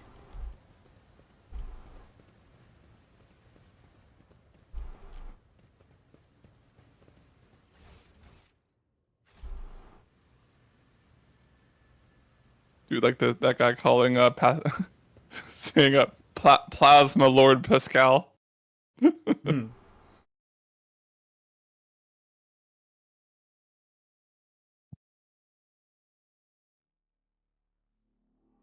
See.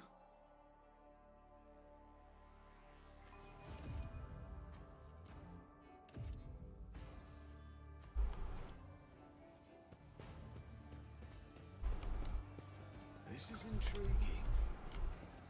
So was that it? I guess it basically for the Is we just it? go. I feel like, I mean, maybe, but I feel like that was the Enver base, not the Heretic base, and they didn't really do much. There might be another way, maybe. Well, I mean, You look around and see. Argenta called him a heretic, but that doesn't necessarily mean anything. Yeah. But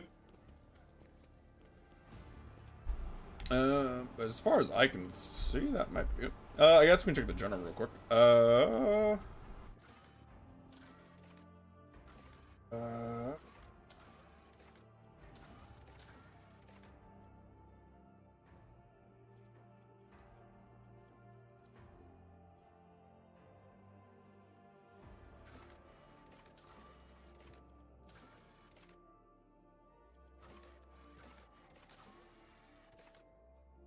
No, that is not the heretic step. That is just Argento calling people heretics, as you know, as a sister do. Was that part of her quest then, or did we just Oh, stumble into a hideout and kill some people? That was part of the quest. That was finding the head of the Anvers that the Liege Lord told us about. Okay. Then maybe we could have told him. Maybe we could have talked to him, but I mean, we still would have killed him. So. Okay, oh wait, the Dark Hideout. That's where we were. Yeah. It's about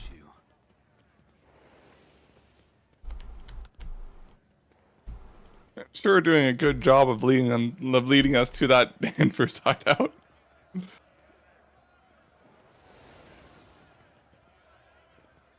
Auspex has detected something.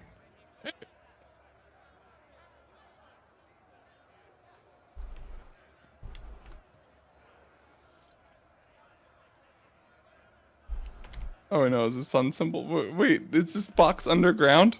Yeah, that's what I was there. I've been up here, right?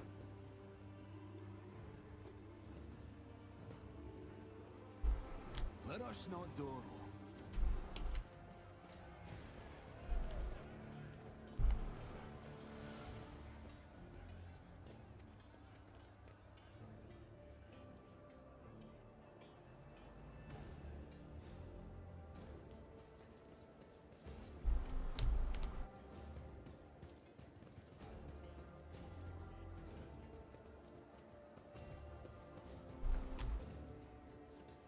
Alright, let's explore everywhere, and then we do have like 2 places we can go to. I always have a backup plan. This could be an opportunity. The shadows reveal their secrets. Like this cultist lair that I found, haha. Wait, found it. Yeah. Fuck you. Wow, the sun's really led us to the wrong hideout. Whatever.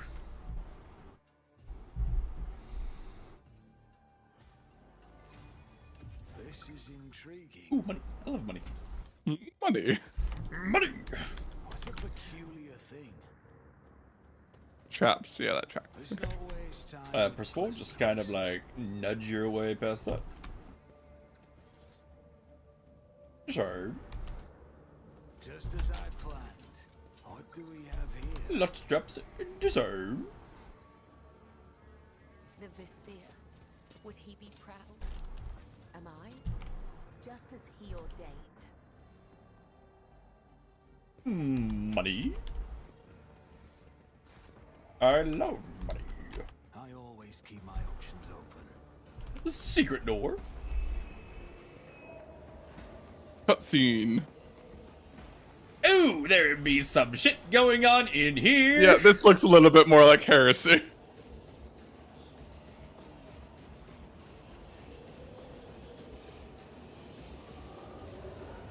It's gonna, yeah, they're gonna explode into a demon. Oh, I mean, A little shitty demon, a though. little pink horror. It's not really. All right, Argento, get him. Bang! Fuck you in particular. The masters demand your death. Yeah, pink horrors. I mean, against like a space marine, kind of shitty. Except for like their fire attacks are still warp fire and is bad, but. However, we killed a Herald of Tzeentch, which a Herald of Tzeentch is way above a pink horror.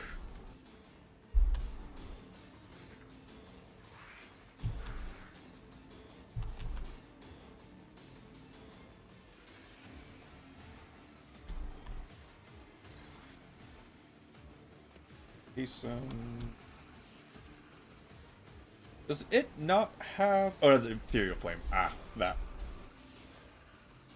What? I was wondering where its fire attack was. It's an ability it has, not an attack. And it lowers defenses. Oh no.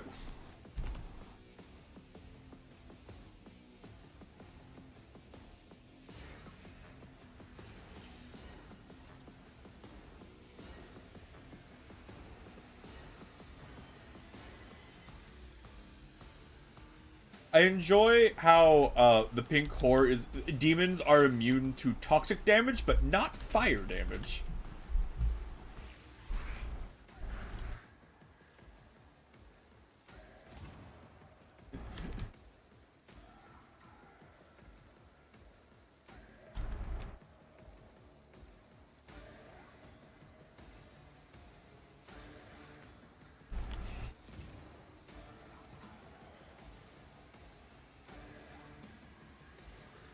Man, I love being terrible.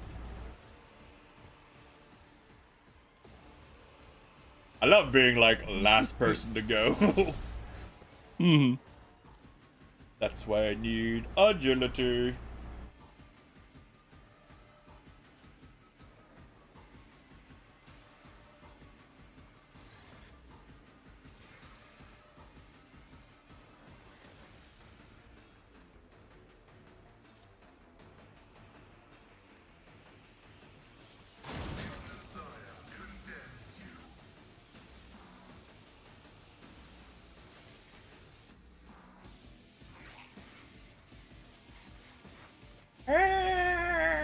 Little pink core.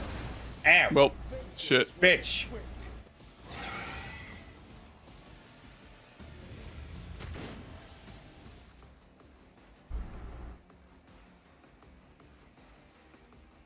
I'm melting.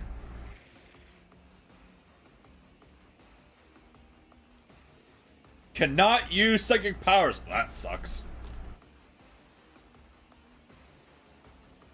Can you use psychic powers? Oh, you can, Heinrich. That's good. At least one of us can.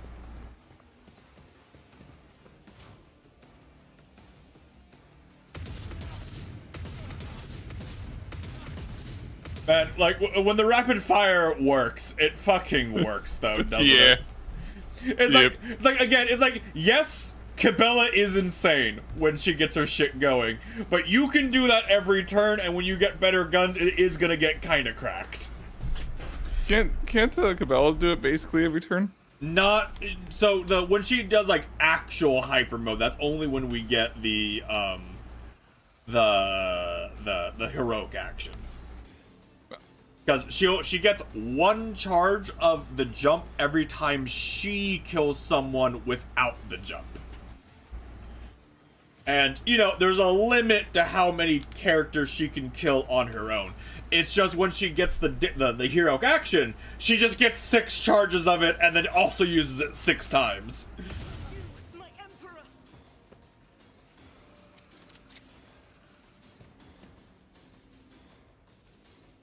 I serve the ruinous powers. Truly, Percival's one weakness is when he goes last in like the turn order. Death to non-believers. Chaos guides me. Okay, what is the play? I think the play is I slap the pink horror a lot. Yeah, that thing's a lot of health. A dance of blades and No. shadows. I shall not fail. The shadows will see it done. That is, concerning. Come, the other side awaits.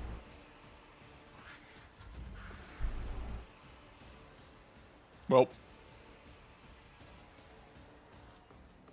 Warp shield.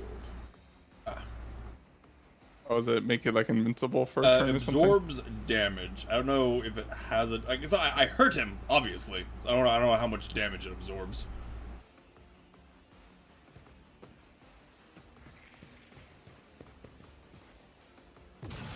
Value has been lost. Okay.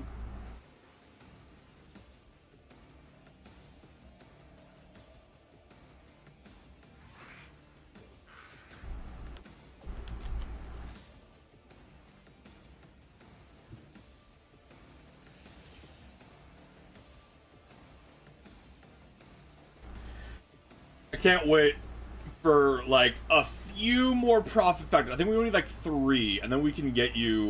We can get Argenta her first heavy bolter, and she will become kind of cracked, honestly.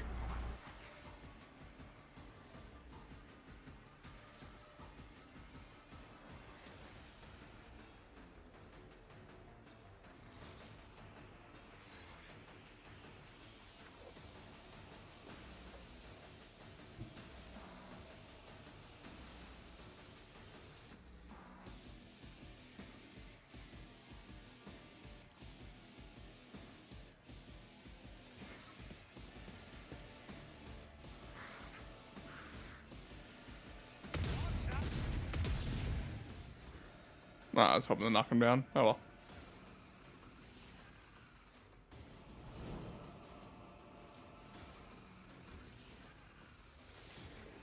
All right, don't worry, I'm Percival. It's as good as done. Hey, Cor, you don't really have armor, right? Yeah, you already have armor. I step back. I charge it. I'll see to it personally. It's absorbing damage though. Yeah. But I'd rather him be hitting Percival than other people. Ah. Because Percival doesn't Oh, have is his, it- the Percival doesn't have his buffs. He is still. Keep in mind the amount of shit he ate, and he still has 31 HP right now. Percival So is still. does he have like the rage thing where he'll like attack the last person to hit him? No, but when he's positioned like this, he'll attack one of the 2 of them. Oh, At least, probably. I won't object to it. Yeah, it's hard to know what the AI is gonna choose to do. yeah.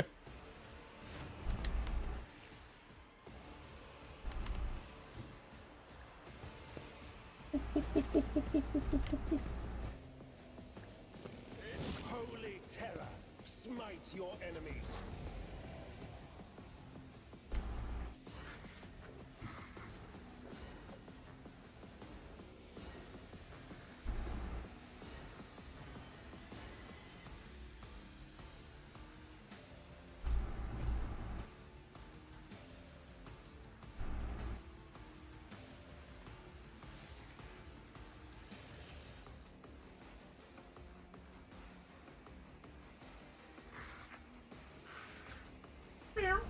Oh, it's Ooh, overlapping. boy. Dude.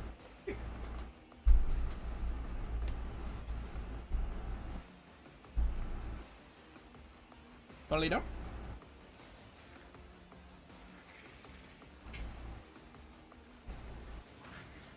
Ooter boy.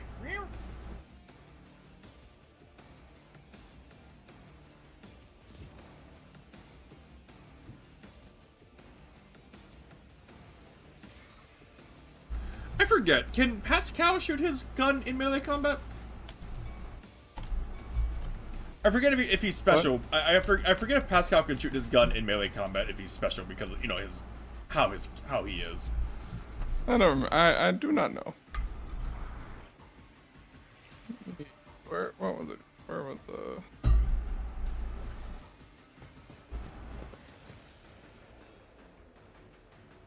It's okay because.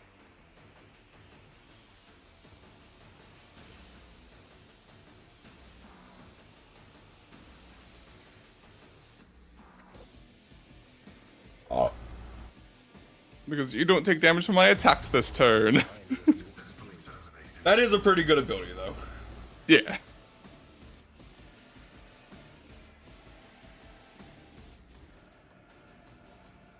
Let's see. It'll probably be worth it if you can somewhat to give Pascal the ability to open fighting, whatever, so you can melee and then shoot. Oh, is that like a thing? Yeah. There's it's two open fighting or something. It allows you to use your offhand to do an attack as well, if at a minus to your skill or whatever.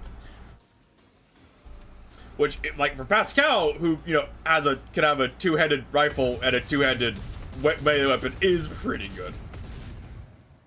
1 H, 3 Dude. HP. That's sad.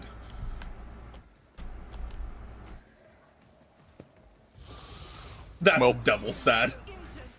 I'm enraged. That's was about as unlucky as we could get. Yeah. Alright, Cabela, Are you still being defended? No. I mean, what happened to Cult's leader? Did he just like die?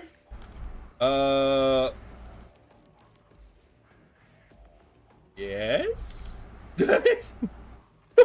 What happened? Well, he's not dead, he's passed out. I'm not sure why. He's prone? Why is he prone? Its demise.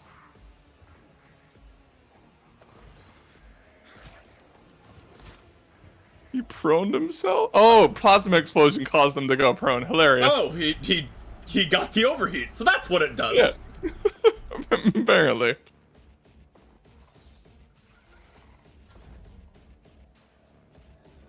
Oh, you guys have fun with that. That's probably the easier thing to kill. Probably. I'm pretty sure Argenta doing like a rapid fire will melt almost the entirety of its health bar.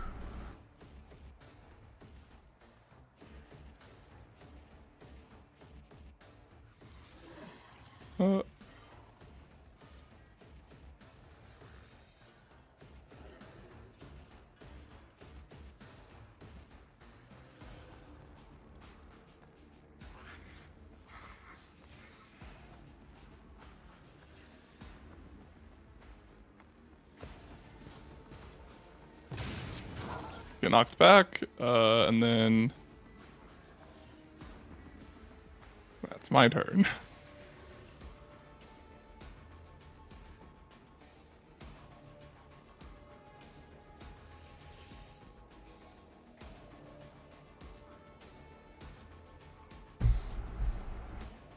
Not being able to use my psychic powers, so sad.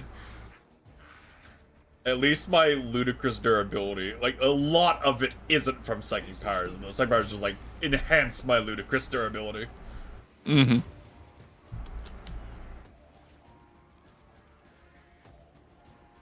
How long does it not being to use it last? I think this is the last turn.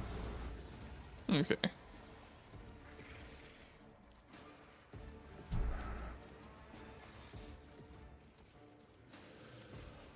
Naturally. Let's see to it. For the throne's glory. Alright, no more psychic powers for a little bit.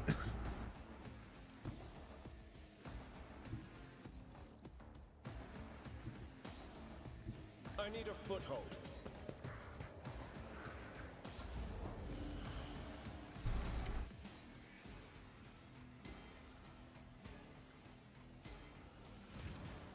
Not there.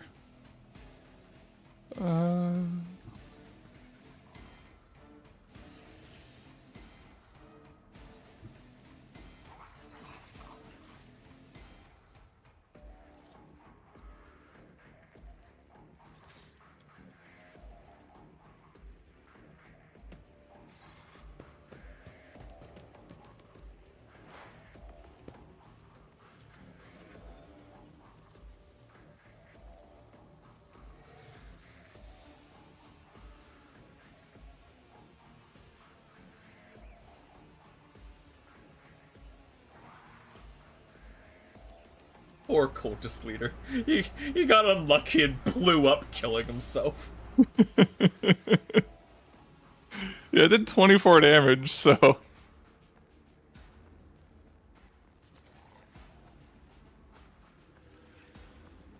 What was the thing that I gave him?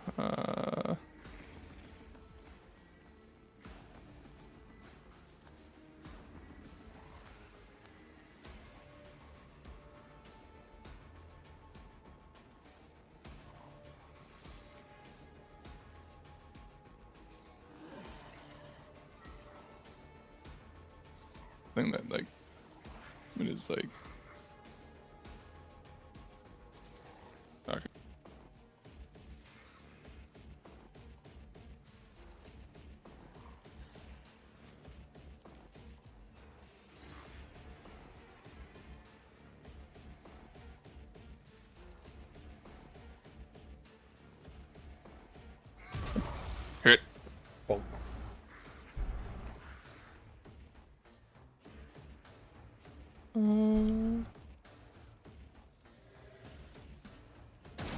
You miss.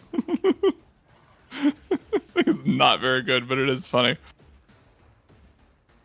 Yeah, I mean, again, part of it is that Pascal's ballistic skill is kind of low.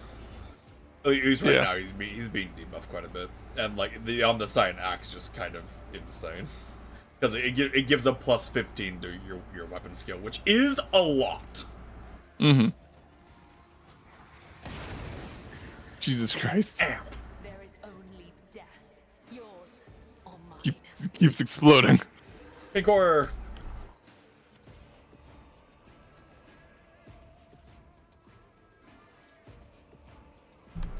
Yeah, but despite that, Percival is okay. He can just keep eating those explosions. They're not great, but he can eat them.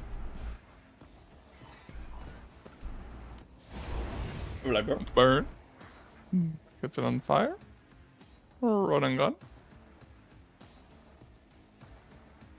Rapid fire. Dagger dagger. Yeah, I don't even know if this thing can be knocked prone, so I don't want to. I don't believe it. Man. Look at all that damage. Yeah. Yeah, things you don't miss. Ah, how did he take 0 damage from that? Does it? Let not the righteous Spin. may their blades be sharp. Spin.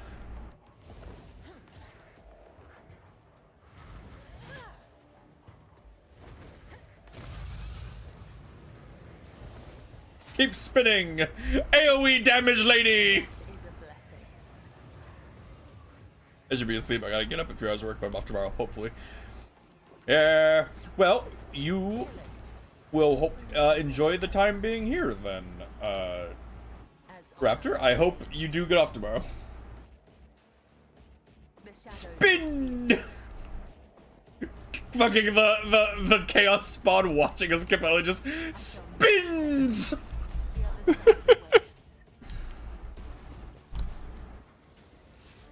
Alright, hello, Coach's leader. Argenta, if you'd be so kind. Argenta rushes to the last living cultist and silently, furiously punches him in the face. Blasphemous heretic, who are you praying to? I know those words. They call that call to a law. Argenta doesn't get to finish. The cultist, having dropped to his knees, interrupts her with grating, rasping laughter. Of course you know them. I recognize you too. Lackey to the corpse on the throne.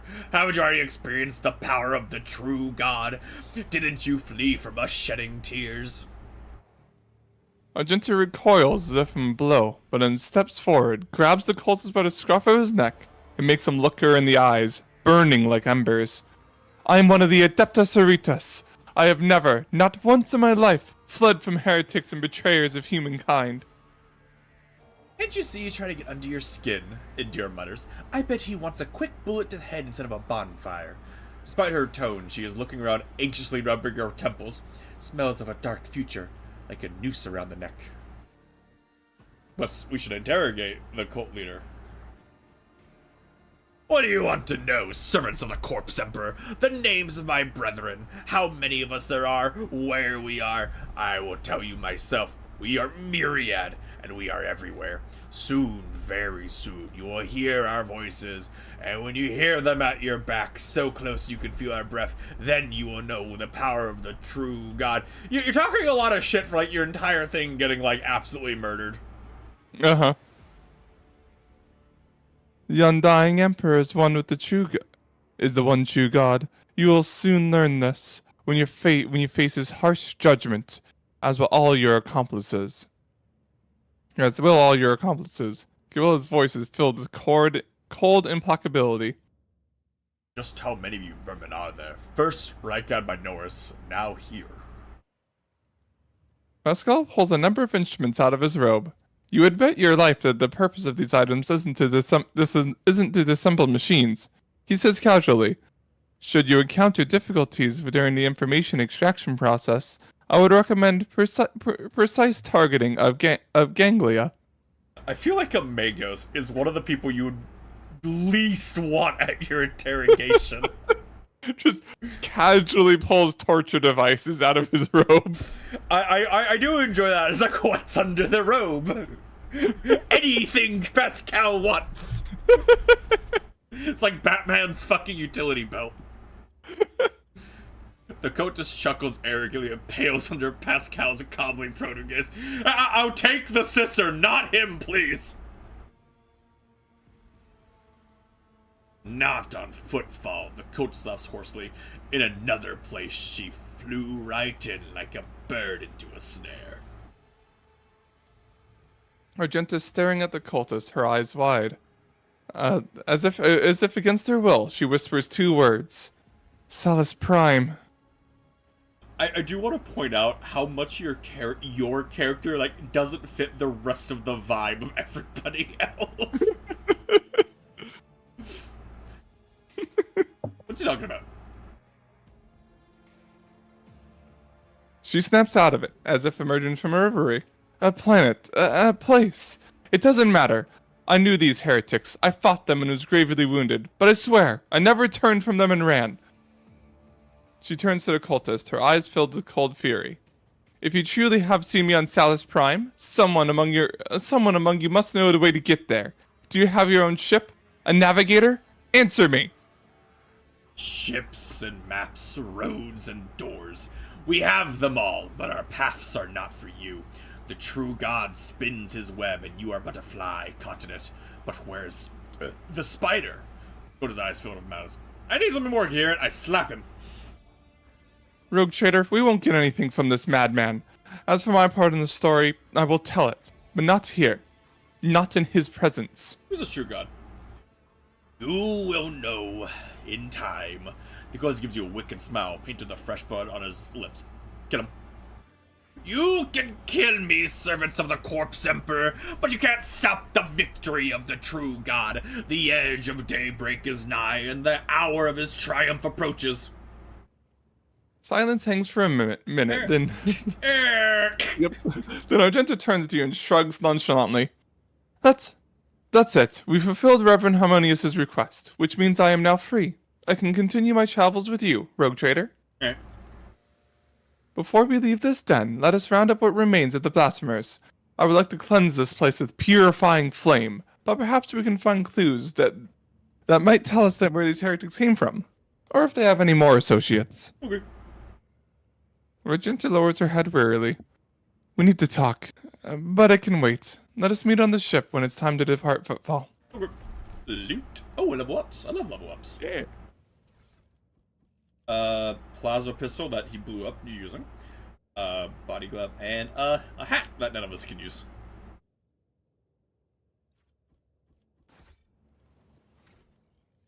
Let's see. Vanguard, I don't get a lot of options. I think I need to take Xenos.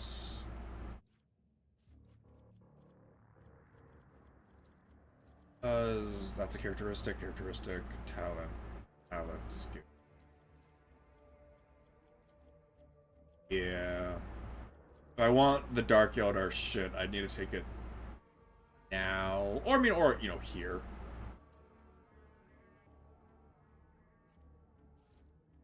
But I don't think there's too many other passives I super care about.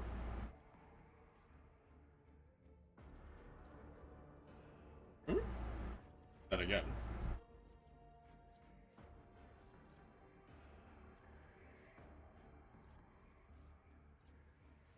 Whenever the Vanguard hits an enemy, they whip an attack for opportunity. I do this so rarely.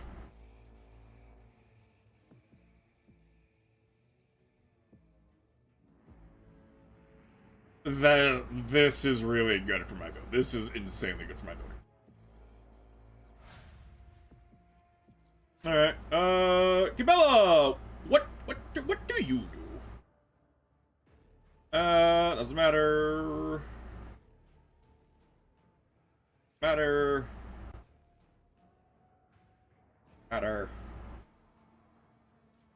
Thankfully, there's a lot of moves that don't matter.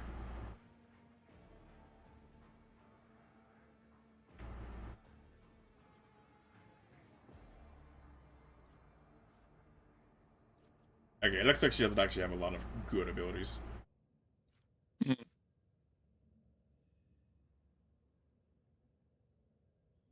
For every 10 damage, deal +1. I mean, a 10% damage increase isn't the worst, but...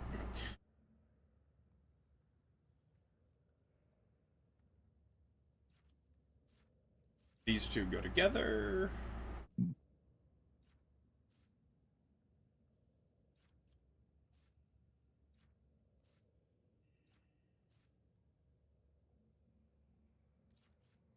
Be vulnerable.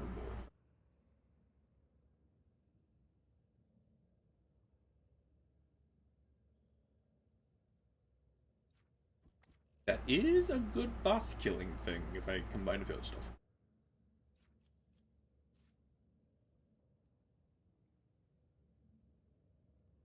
That's really good. Some real good stuff you can get later. Jesus.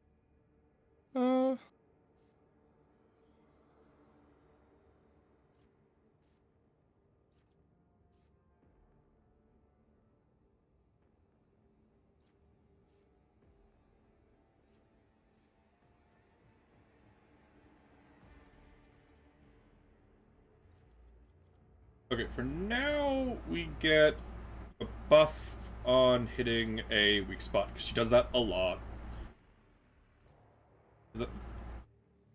Yeah, I only need to do like 3. This is based off of agility bonus. Ooh, she has good agility. Look at that agility.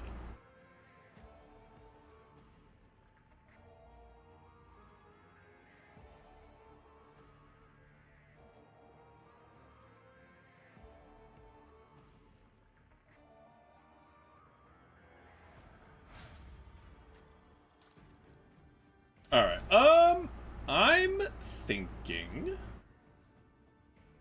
of ditching the shield, because at least for right now, it's more of a funny thing than anything. Whenever the weird blocks an attack, they gain 10 temporary wounds. The issue is I don't block that often. Because it's such a low chance. Mm-hmm.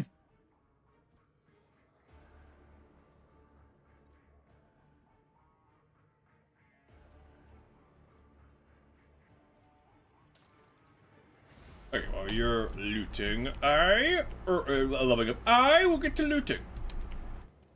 I will do a thing as I do. I always get the job. Funny shotgun pistol, that was a lot of damage.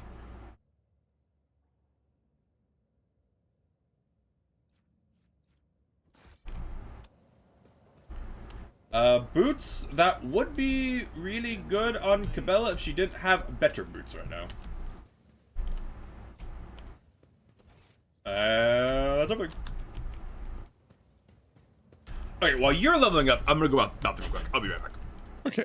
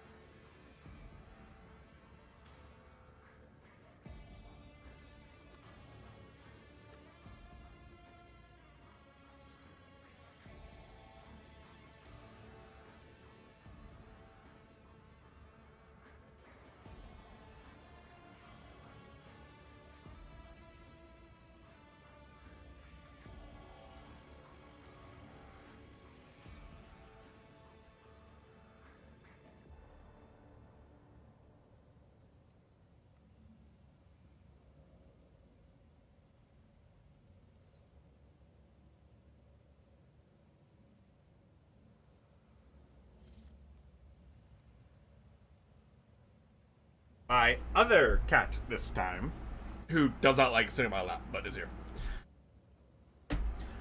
Nick, do you want to? I just realized that's really funny to me. What? The last stream we did Final Fantasy ended with us going on the massive rant about fishing. Hilarious.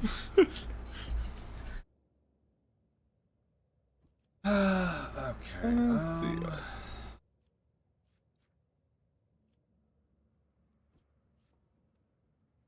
I don't block that often. I don't block that often, which makes me just really not care about it.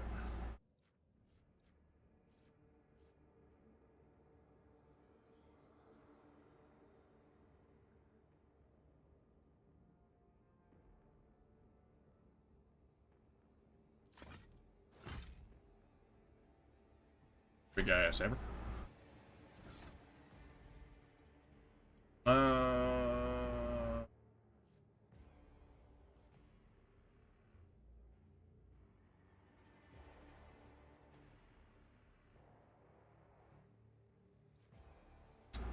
need a better thunder hammer.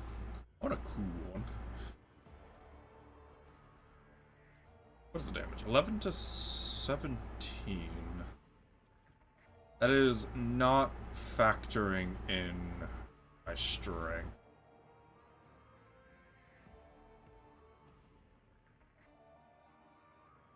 Which isn't.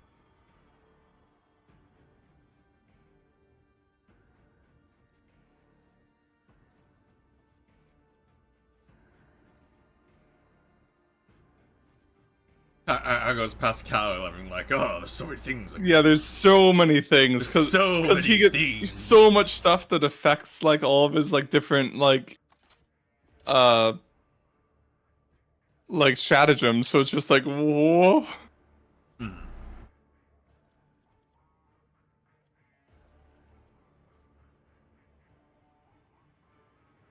This power pick seems really good.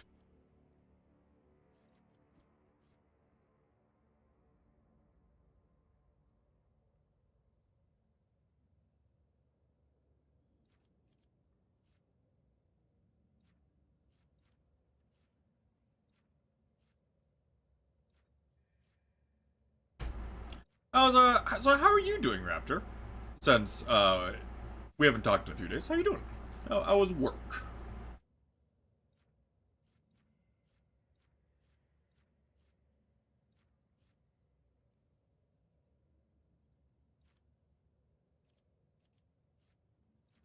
I have a better amulet I could wear. I don't think so. We don't really have a lot of fucking necklace pieces. We have like 2. And both of them are terrible.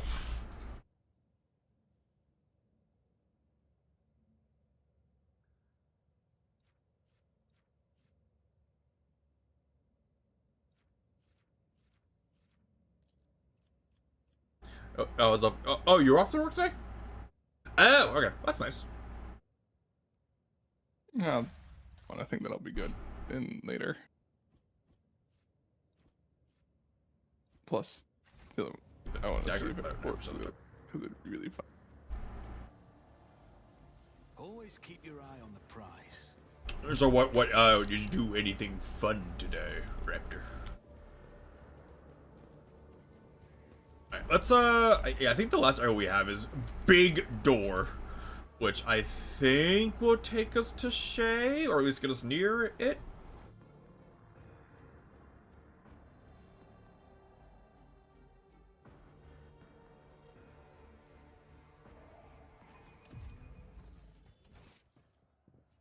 We also have like getting into the contaminated area, which. Hello, Brigade Sergeant. I'm Dr. Walken here. I'm Rogue Trader Man. Greetings, sir. What brings you here? Did you want to watch us break our backs out here? Hey, Footfall Utility Crew 3 is proud to work for the good of the denizens and guests of the station. The man winks and salutes you with a slammer. What are you doing here? Just burning a raft and some trash and some parasites of other sorts. The district's under quarantine, you see. It got hit by something nasty. A disease. Or maybe it isn't a disease, just some bugs and worms that crawled out for some shit or the other. It's a bit odd that happened here and not at the docks, I grant you. Things like that usually stop there. They even spray the place with some gunk to kill the bugs and worms. I guess something slipped through. 2 families in that block way over there snuffed it, and the liege wasted no time getting the district strands that nobody could leave.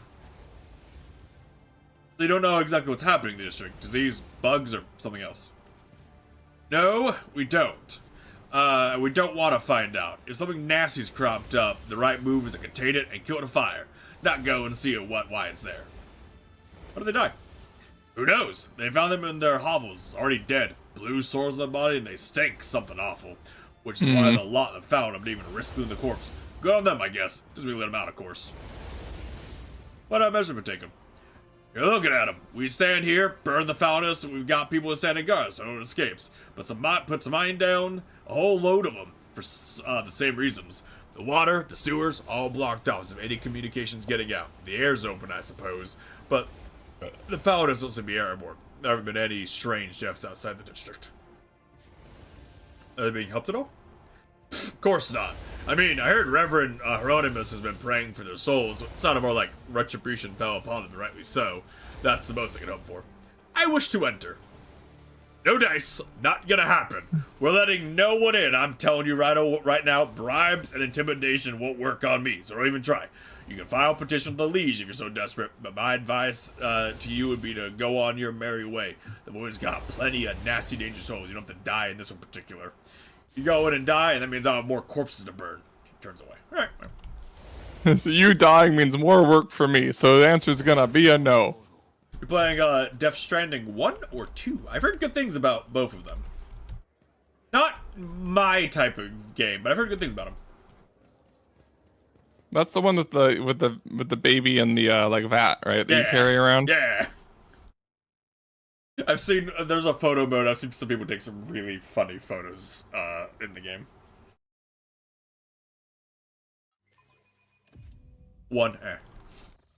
For some reason, there's a piss mechanic, and if multiple people piss in the same area, mushrooms start growing for some reason. Okay. Weird game. It's like. That's how it's done. Remains of the void ship's life support system. Seems like whoever dismounted the vessel decided to leave it in place. Rise to the top. Life support system of this ship bar thing.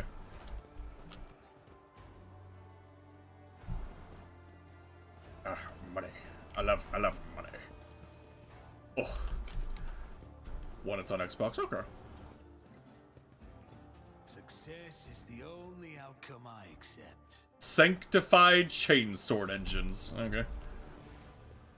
Just as I Stuck to the plates are lumps of sawdust, toxic waste that is sometimes passed off as ordinary nutritious starch.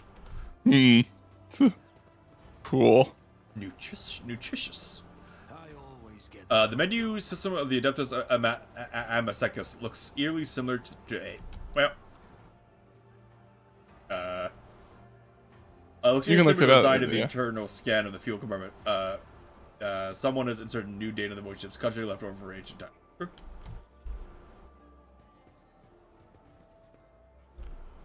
Hello, Gorday Skatov, whoever you are. Why do you have a name? Do you have something to say? The flabby man in worn clothes is sighing sadly over a glass of murky booze. Only when he looks up at you did you notice his eyes, large, piercing, and full of sorrow. A stark contrast to his unkempt appearance. Could it be that someone actually wishes to keep me company? Allow me to introduce myself. Gorday Skatov, architectural historian. What a job to have in the Imperium. You look despondent. What happened? Here I go again, pouring my heart out to have you disappear in 10 minutes, just like everyone else before you.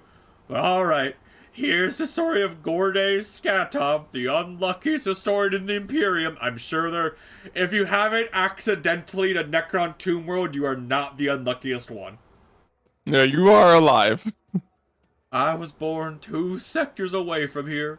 My family was quite influential, which allowed me to dedicate myself to my great passion, the history of Imperium architecture. I spent a number of years studying every scholarly work there was to find on this art, and then, once I'd inherited my family's fortune, I traveled and documented the development of architectural thought on different worlds until one day, oh, that accursed and blessed day, until one day I came into possession of something quite special. Gordy pulls out what looks like a book or an album, homemade leather cover of his bag. Both the pages and binding look well worn. Here it is, my undoing. This is an authentic booklet titled Dwayne's Design, one of the thousands that were printed century ago in times of Footfall's construction. What a curious read. Please tell us more. As Cassia takes a shy step forward, Gordy smiles and shows her some of the faded pages. Footfall's founder, Lord Perismus, was obsessed with his creation's grand future. This booklet describes in detail what Footfall was meant to become upon its completion. Dozens of asteroids turned into glorious palaces and temples, massive bridges spanning the void itself, and the marvelous flying buttresses, the archivolts of the exterior arches, the elegant arrangement of balusters, and the interior, Polyphora's 10 stories tall and more than a kilometer long, cyclopean light tubes that catch the light of Furibundus and use it to brighten the halls and the hearts of the asteroids. Stained glass windows on a space station. That sounds like a great idea. And mosaic space bas-reliefs and statues. Engrossed in his own description, Gordy stands up and starts tracing the outlines of arches and galleries with his hands. Adira blinks sleepily and barely suppresses a yawn and starts looking around with a bored expression. Alright. Gotta let Sam run around full bladder, focus more on delivering than having him go to the bathroom when I go to the private room to only fix vehicles. Deal with it, Sam! Emerging from his reverie, he catches himself, blushes slightly, and loudly flops back onto seat. I apologize, I got carried away. But you must understand how deep an impression this booklet left on me when my young self picked it up. I simply couldn't think about anything other than Footfall. I was ready to give my life to see this incredible station. And of course, no matter how hard my friends and loved ones tried to dissuade me, I still gathered all my savings and set out on a journey. It's no easy feat to cross two sectors, especially for a common citizen, albeit one who has some resources at disposal. I had to change one ship after another, at times being forced to stay on transfer worlds waiting for a vessel heading in the right direction, or for warp disturbances to subside. The voyage took me a total of 107 years in real space-time. Of course, for me it was much less than that. Somewhere in the neighborhood of 30 or 35 years. And after all those years, I spent all my savings. I reached my dream.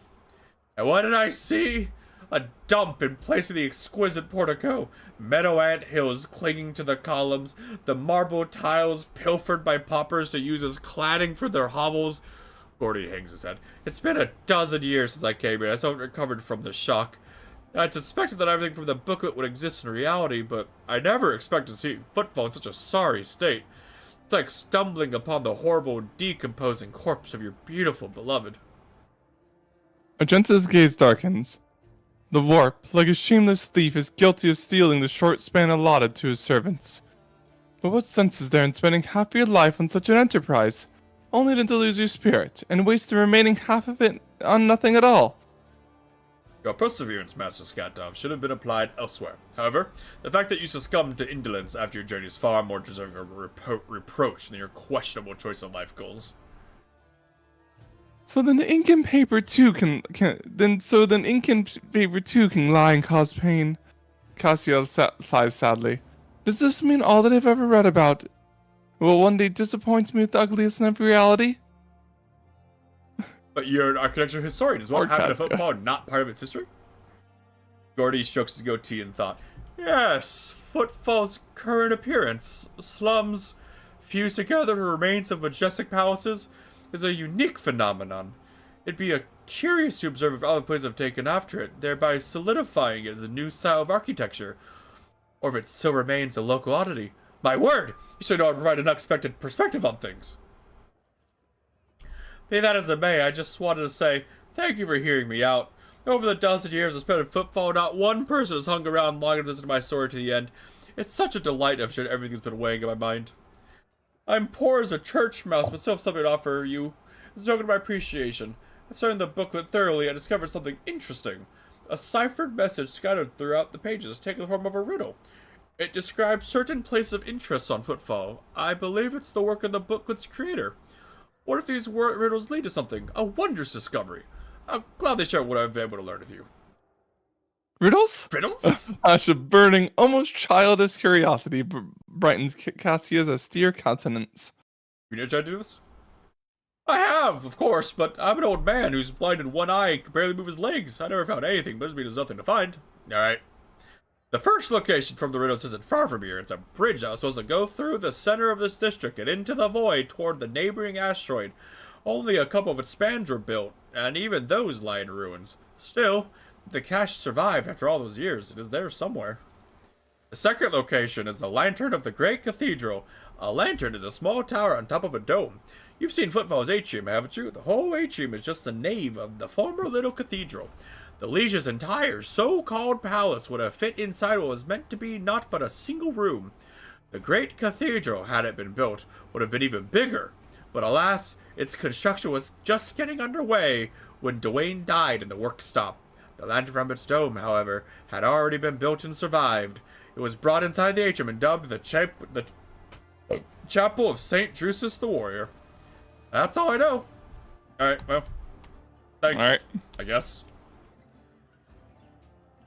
Keep your I wish to carouse with the people. That's how it's done.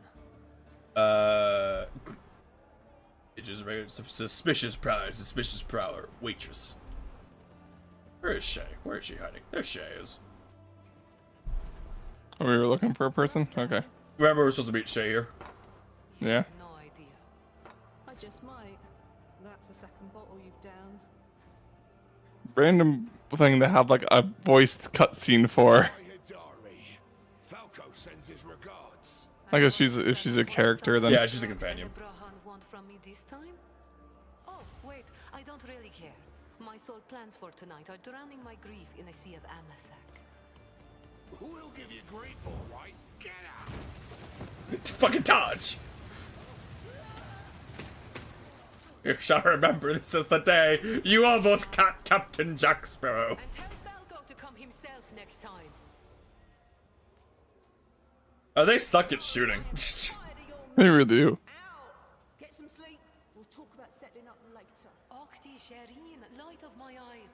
Can't you see my soul is full of sadness? Have you no heart at all? Let go of your material concerns and let me grieve in peace. Have we met somewhere before? The woman looks at you with the glassy eyes of a drunk, and you notice the two empty bottles have been keeping her company before you arrive. She looks completely out of place in this dingy, smoky bar.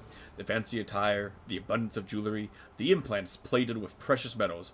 Her appearance not only screams wealth, but also audacity, for only an audacious person would flaunt their wealth in a place like this. Greetings, Shireen. With whom do I have the honor of speaking? I'm Percival. Well then, here's to our meeting. It doesn't take a genius to figure out that you're someone special, since you've been granted an audience with the Liege of Footfall himself. It's always a pleasure to make the acquaintance of someone powerful. And the timing couldn't be better. Jai Haidari at your service. Professional trader, shrewd commercial broker, and, may he steal my tongue if I'm lying, the most honest dealer on Footfall. Nonetheless, we all have our problems, and at times even one's many merits aren't enough to solve them. Perhaps it would be no trouble for a person with your kind of power and standing to assist someone with my kind of predicament. She's a cold trader, a smuggler who deals in Xenos artifacts. Apart from this heresy. Grave crimes committed by her. What do you need help with? You see, Shireen, there's one cardinal rule on Footfall. Anything goes as long as it doesn't get in the way of business. I'm someone who's been able to exploit that rule to the fullest. And in recent years, I've hit it so big, I've become a speck of sand in someone's green eye. They used to throw small wrenches into my dealings here and there. Well, now they've decided to really put their backs into it. Some rats stolen my cargo and dragged it off to the seediest part of the Shadow Quarters. A crummy place even for connoisseurs of Footfall's unique atmosphere. When I asked the Liege for protection, we had a mutual misunderstanding. A mutual misunderstanding. I believe Ledion, in a most lamentable fashion, has forgotten his duties as guardian of the downtrodden and wronged. So I'm in desperate need of a new one. And you, Shireen, fit the bill perfectly. All I need is for you to drop by one dark corner of Footfall Shadow Quarters and pound it into the thieves' heads that taking Heydari's property carries certain risks. It is the most RPG thing that, like, we're just gonna go along with this. What was Jai or G? Jay. Well, I said Jay, but she pronounced something else. Oh, whatever. Jay appears to be a serious operator in Footfall. The Liege's refusal to help means the loss of a potential ally, so Jay is encroaching on his turf. If Vladim is not responsible for the disappearance of Jay's cargo, he will certainly benefit greatly from it. I suspect Vladim wants it, and I want to put him in his place. May the Exalted One bless you and your progeny. Then here's what we'll do. We shouldn't be seen together before we make it to the safe house. I'll head there first. I'll take my own special route so I won't be spotted. Right. Here. That's where those Ashmags are keeping the stolen cargo. Out the bar, over the bridge, and to the left. There in the depths you'll find a small courtyard, through which you can get to the place. I'll be waiting nearby. You can come when it suits you, but the sooner you do, the better. I'll see you then, Shireen. Okay, goodbye.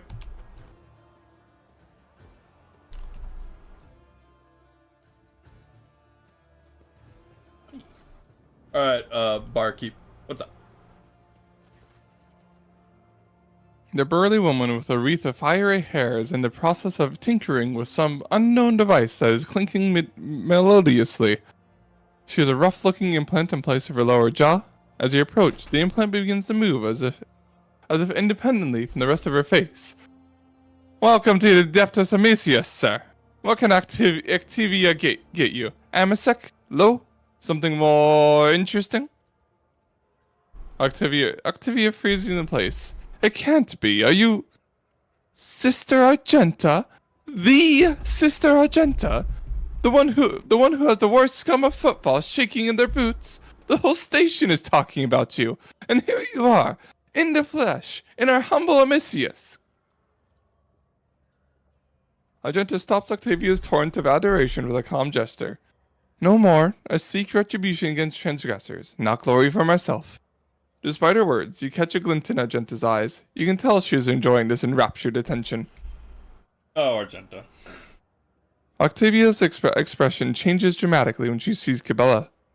You there. Yes. You should know. Ooh, what is she doing here? You should know that if I see one dead body around here, I'll have you thrown out of my bar with a hole in your head. Your kind don't scare me, and I'm not about to let you ruin my business by leaving corpses all around the room. You being here is already making half my clients feel less thirsty. I have heard your threat. Do not fear.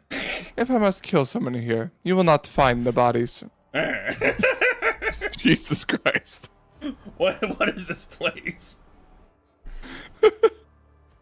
You are in the oldest watering hole in Footfall, sir. The Adeptus Amicia. I feel I'm pronouncing it wrong. Probably weird. Amosecus.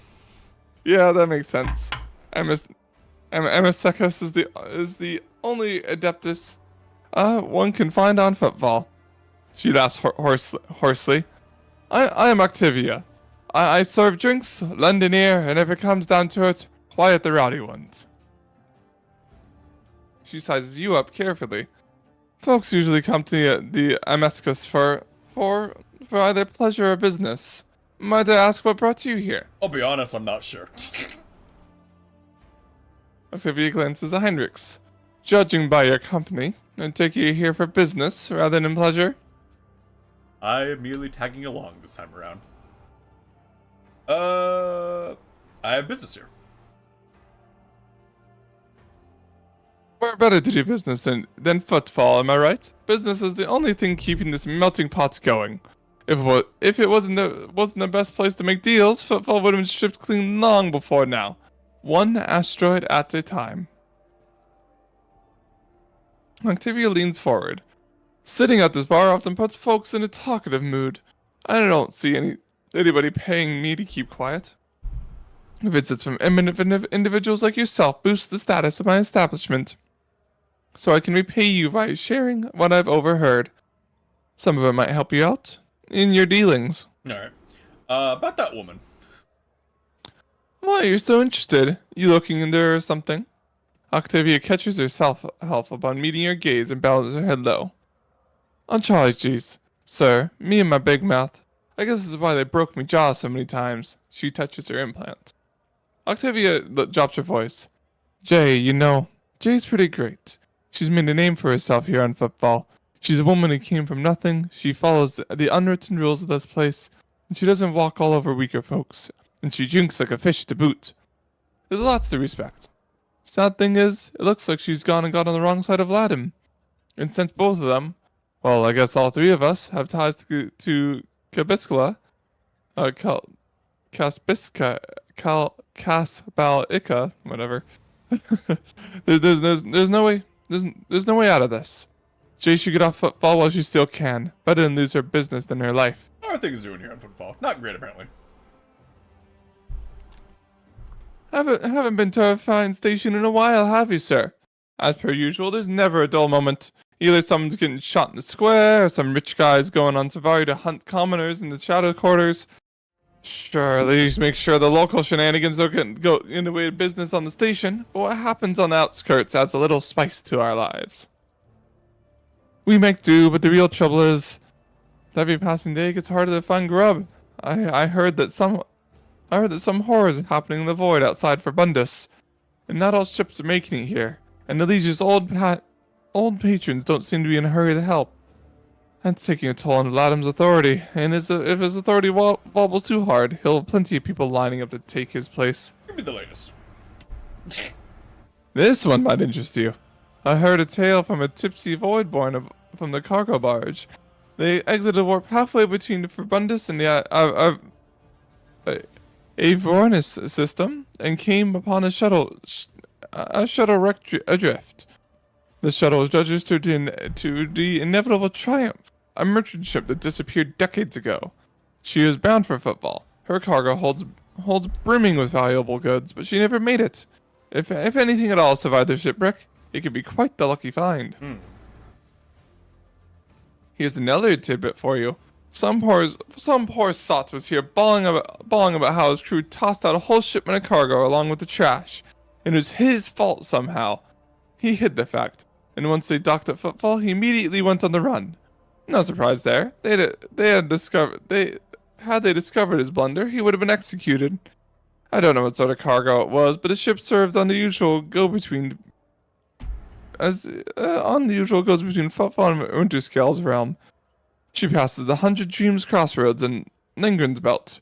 If you happen to be in the area, you might want to look into whatever the idiot chucked overboard. Just random shit. That will do it for now. Alright, well, goodbye, I guess. Till next time, sir. Alright, more loot to be had. Is there money to be made? Is there money to be made? Door. Money. Shit to trade. Oh, random person I've wandered into. You don't look like you're doing good. Alright. Alright. Well, he's dead. Yep. Does he have anything on his corpse? Does he have anything for me to fucking pocket?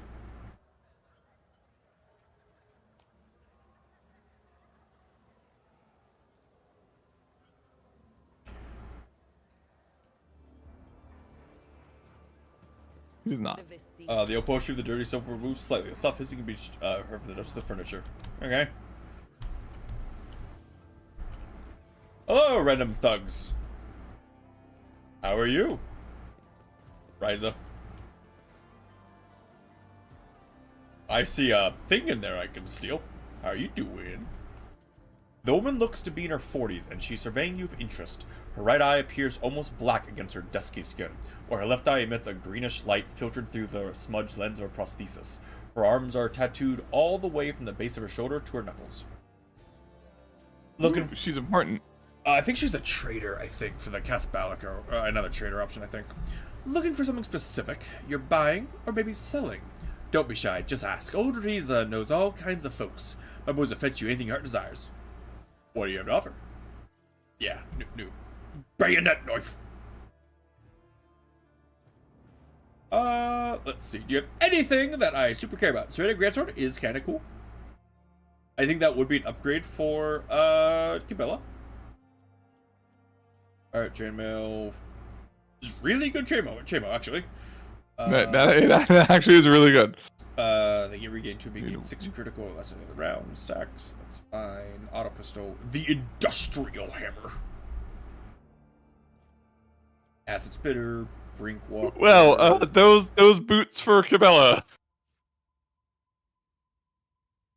I mean, what she's wearing right now are better than that, but It stacks though. To the other.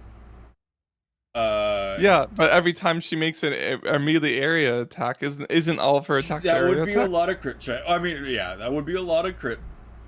Whatever assassin. Needle pistol does damage. Old shield that is really good. Backpack. This backpack grants its wearer a +1 rate of fire or strike count for any weapon capable of burst attacks. That is really good.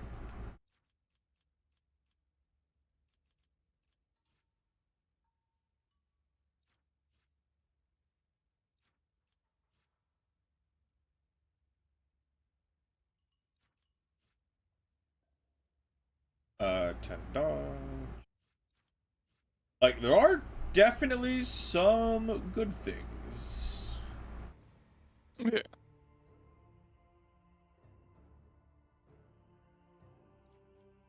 The Earthbreaker. Big ass power hammer. That does a lot of damage. Each Dagger's weapon decreases the target's agility, toughness, and strength by... That is a weaker version of, like, the weapon I want later. Because the weapon I want later steals agility, toughness, and strength.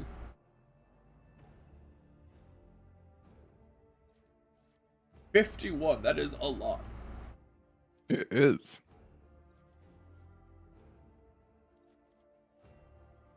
We are coming up on what would probably be a good stopping point as well. It is.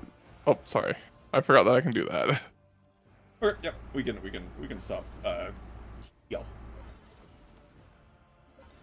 Just saying they do definitely have some good things, y'all. The Giga Sniper for the outer we get later. Mm-hmm. Each successful hit with the axe increases the critical damage of this axe by 25% at the end of combat. That is kind of silly.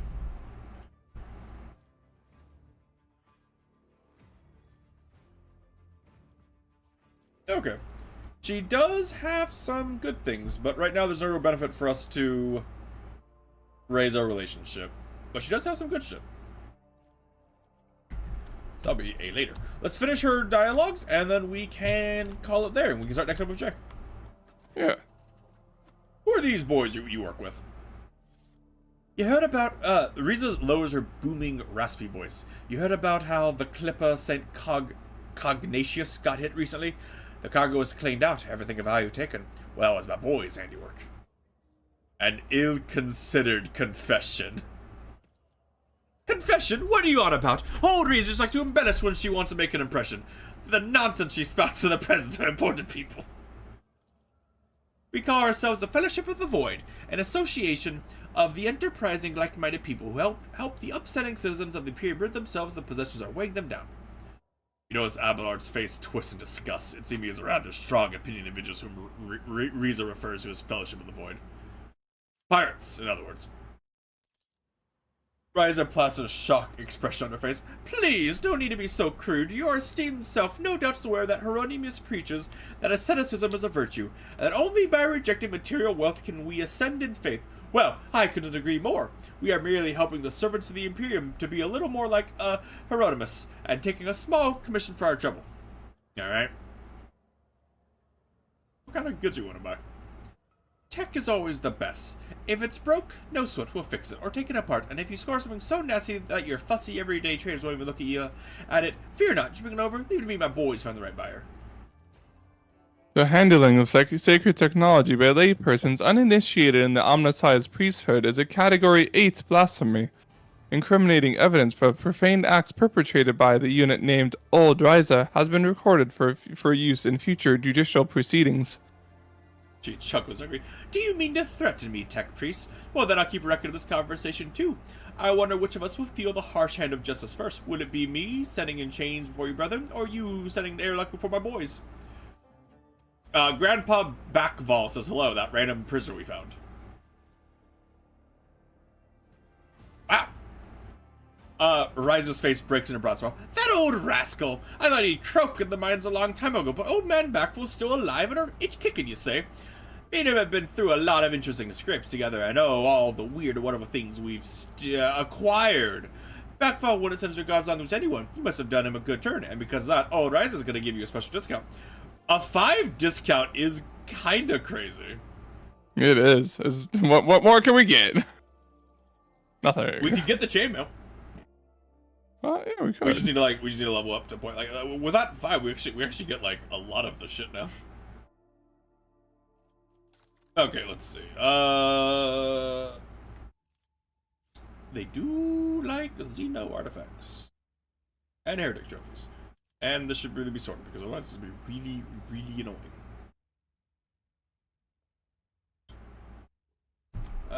Let's see. To my list. Heretic trophies is kind of used for everybody, except for the Drushians. And Xeno artifacts is just for them and the Casballica. Casballica didn't really have a whole lot of stuff we super cared about, to be it had some good stuff, but no.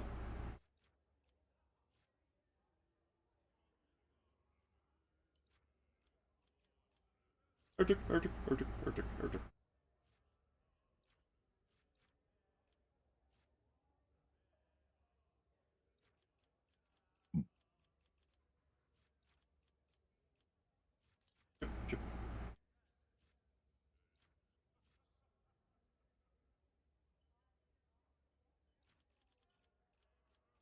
So many ranged weaponry. Gotta clear that out a bit.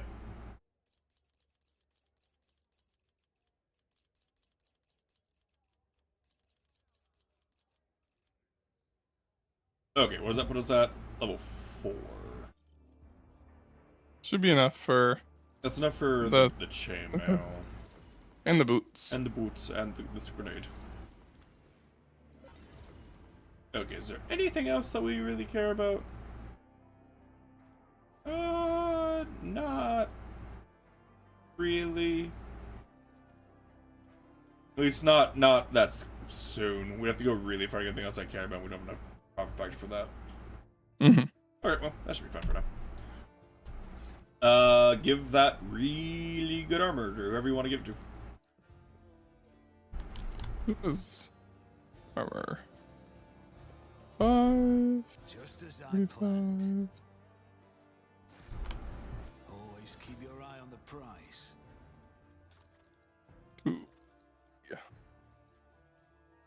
And then, are you giving the boots to Cabela? I'm gonna compare. see, because right now, yeah, it's that would probably be better overall. At least for like the absolute shenanigans of Giga killing a boss. Uh-huh. Because what? Every time she gets 12% crit chance whenever she makes a melee area attack, which is her entire kit essentially. Yeah. All right. Plus just her doing 12 of those and then running like a 30s move.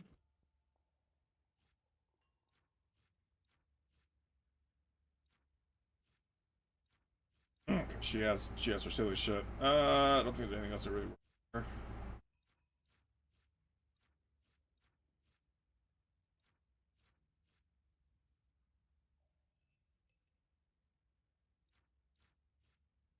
Okay. Yeah, that should be fine with how she is for now. Okay, you good to call it then? Let us not dawdle. I think those are yeah. It was, yeah. Yeah. So, I would like to thank you all for coming to tonight's stream. Thank you for coming, and hopefully we will see you for the next one. Have a good night, and we'll see you then. Good night, everybody.